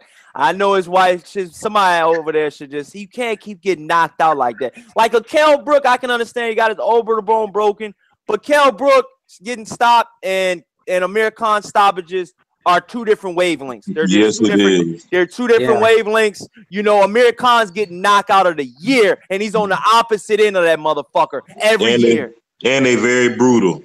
Brutal. That fucking Canelo was brutal. Even who else knocked? Who was that knocked him out? Victor Ortiz. Somebody who that was that knocked him out? Cold. You got Breeder Prescott. You got fucking Danny Garcia. You got Canelo Alvarez. Yeah. You got fucking it's probably one other guy I'm missing, man. Shit, Madonna had him jumping around the ring on one leg. Hey, remember Chris Algieri? Chris Algieri was hurting him. Lamar Peterson hurt that motherfucker. Yep. So with that being said, y'all, let me know, Trey X, your final thoughts, man, and I'm gonna go ahead and wrap it up. Go ahead, Trey X. Oh yeah, I appreciate you for having me on, man. I like chopping it up with y'all brothers. Good experience as usual. Appreciate the people that came through to listen. Until next time. Suleiman, go ahead. It's a great show, man. Very nice panel right here. Everybody has different opinions. That's very nice. Great boxing talk, and hope to do it again. All right, Cali, let it rip. Oh man, thanks for letting me on your panel, man. Just wanted to let you know the Black Horseman. He wanted to send you a link, Corey Lee, if you wanted to come do a live stream with him. He said he getting ready to go on. He just wanted to know if you wanted to get on his. All right, yeah. Like I said, just send me his info on the on our Hangouts, Cali, and we'll go from further. But I gotta handle a couple things. We've been 4 hours straight on this motherfucker. Trap House, let it rip. Yeah, man. I'd just like to thank you, Corey Lee, for allowing me to be on your platform, man, and collabing with all the brothers. I sure appreciate it. I enjoyed it. This motherfucker been lit. You know what I mean? And look forward to, continue on, talking boxing with you fellas, man. That's pretty much it. Thanks, man. Ty Legacy, let it rip, my brother. Yeah, thanks for having me on again. Appreciate everybody on here chopping up the boxing. World Breaker, if you're still in there, I'm doing a live tonight. Trey, you can hear me. Maybe me, you, and Sanctus, or anybody else that wants in. I'll probably do it live tonight. That's a bet. And with that being said, y'all, this is Corey Lee's Boxing, and I'm back. Well, we're back with another banger. See you next time, y'all. Peace. See ya.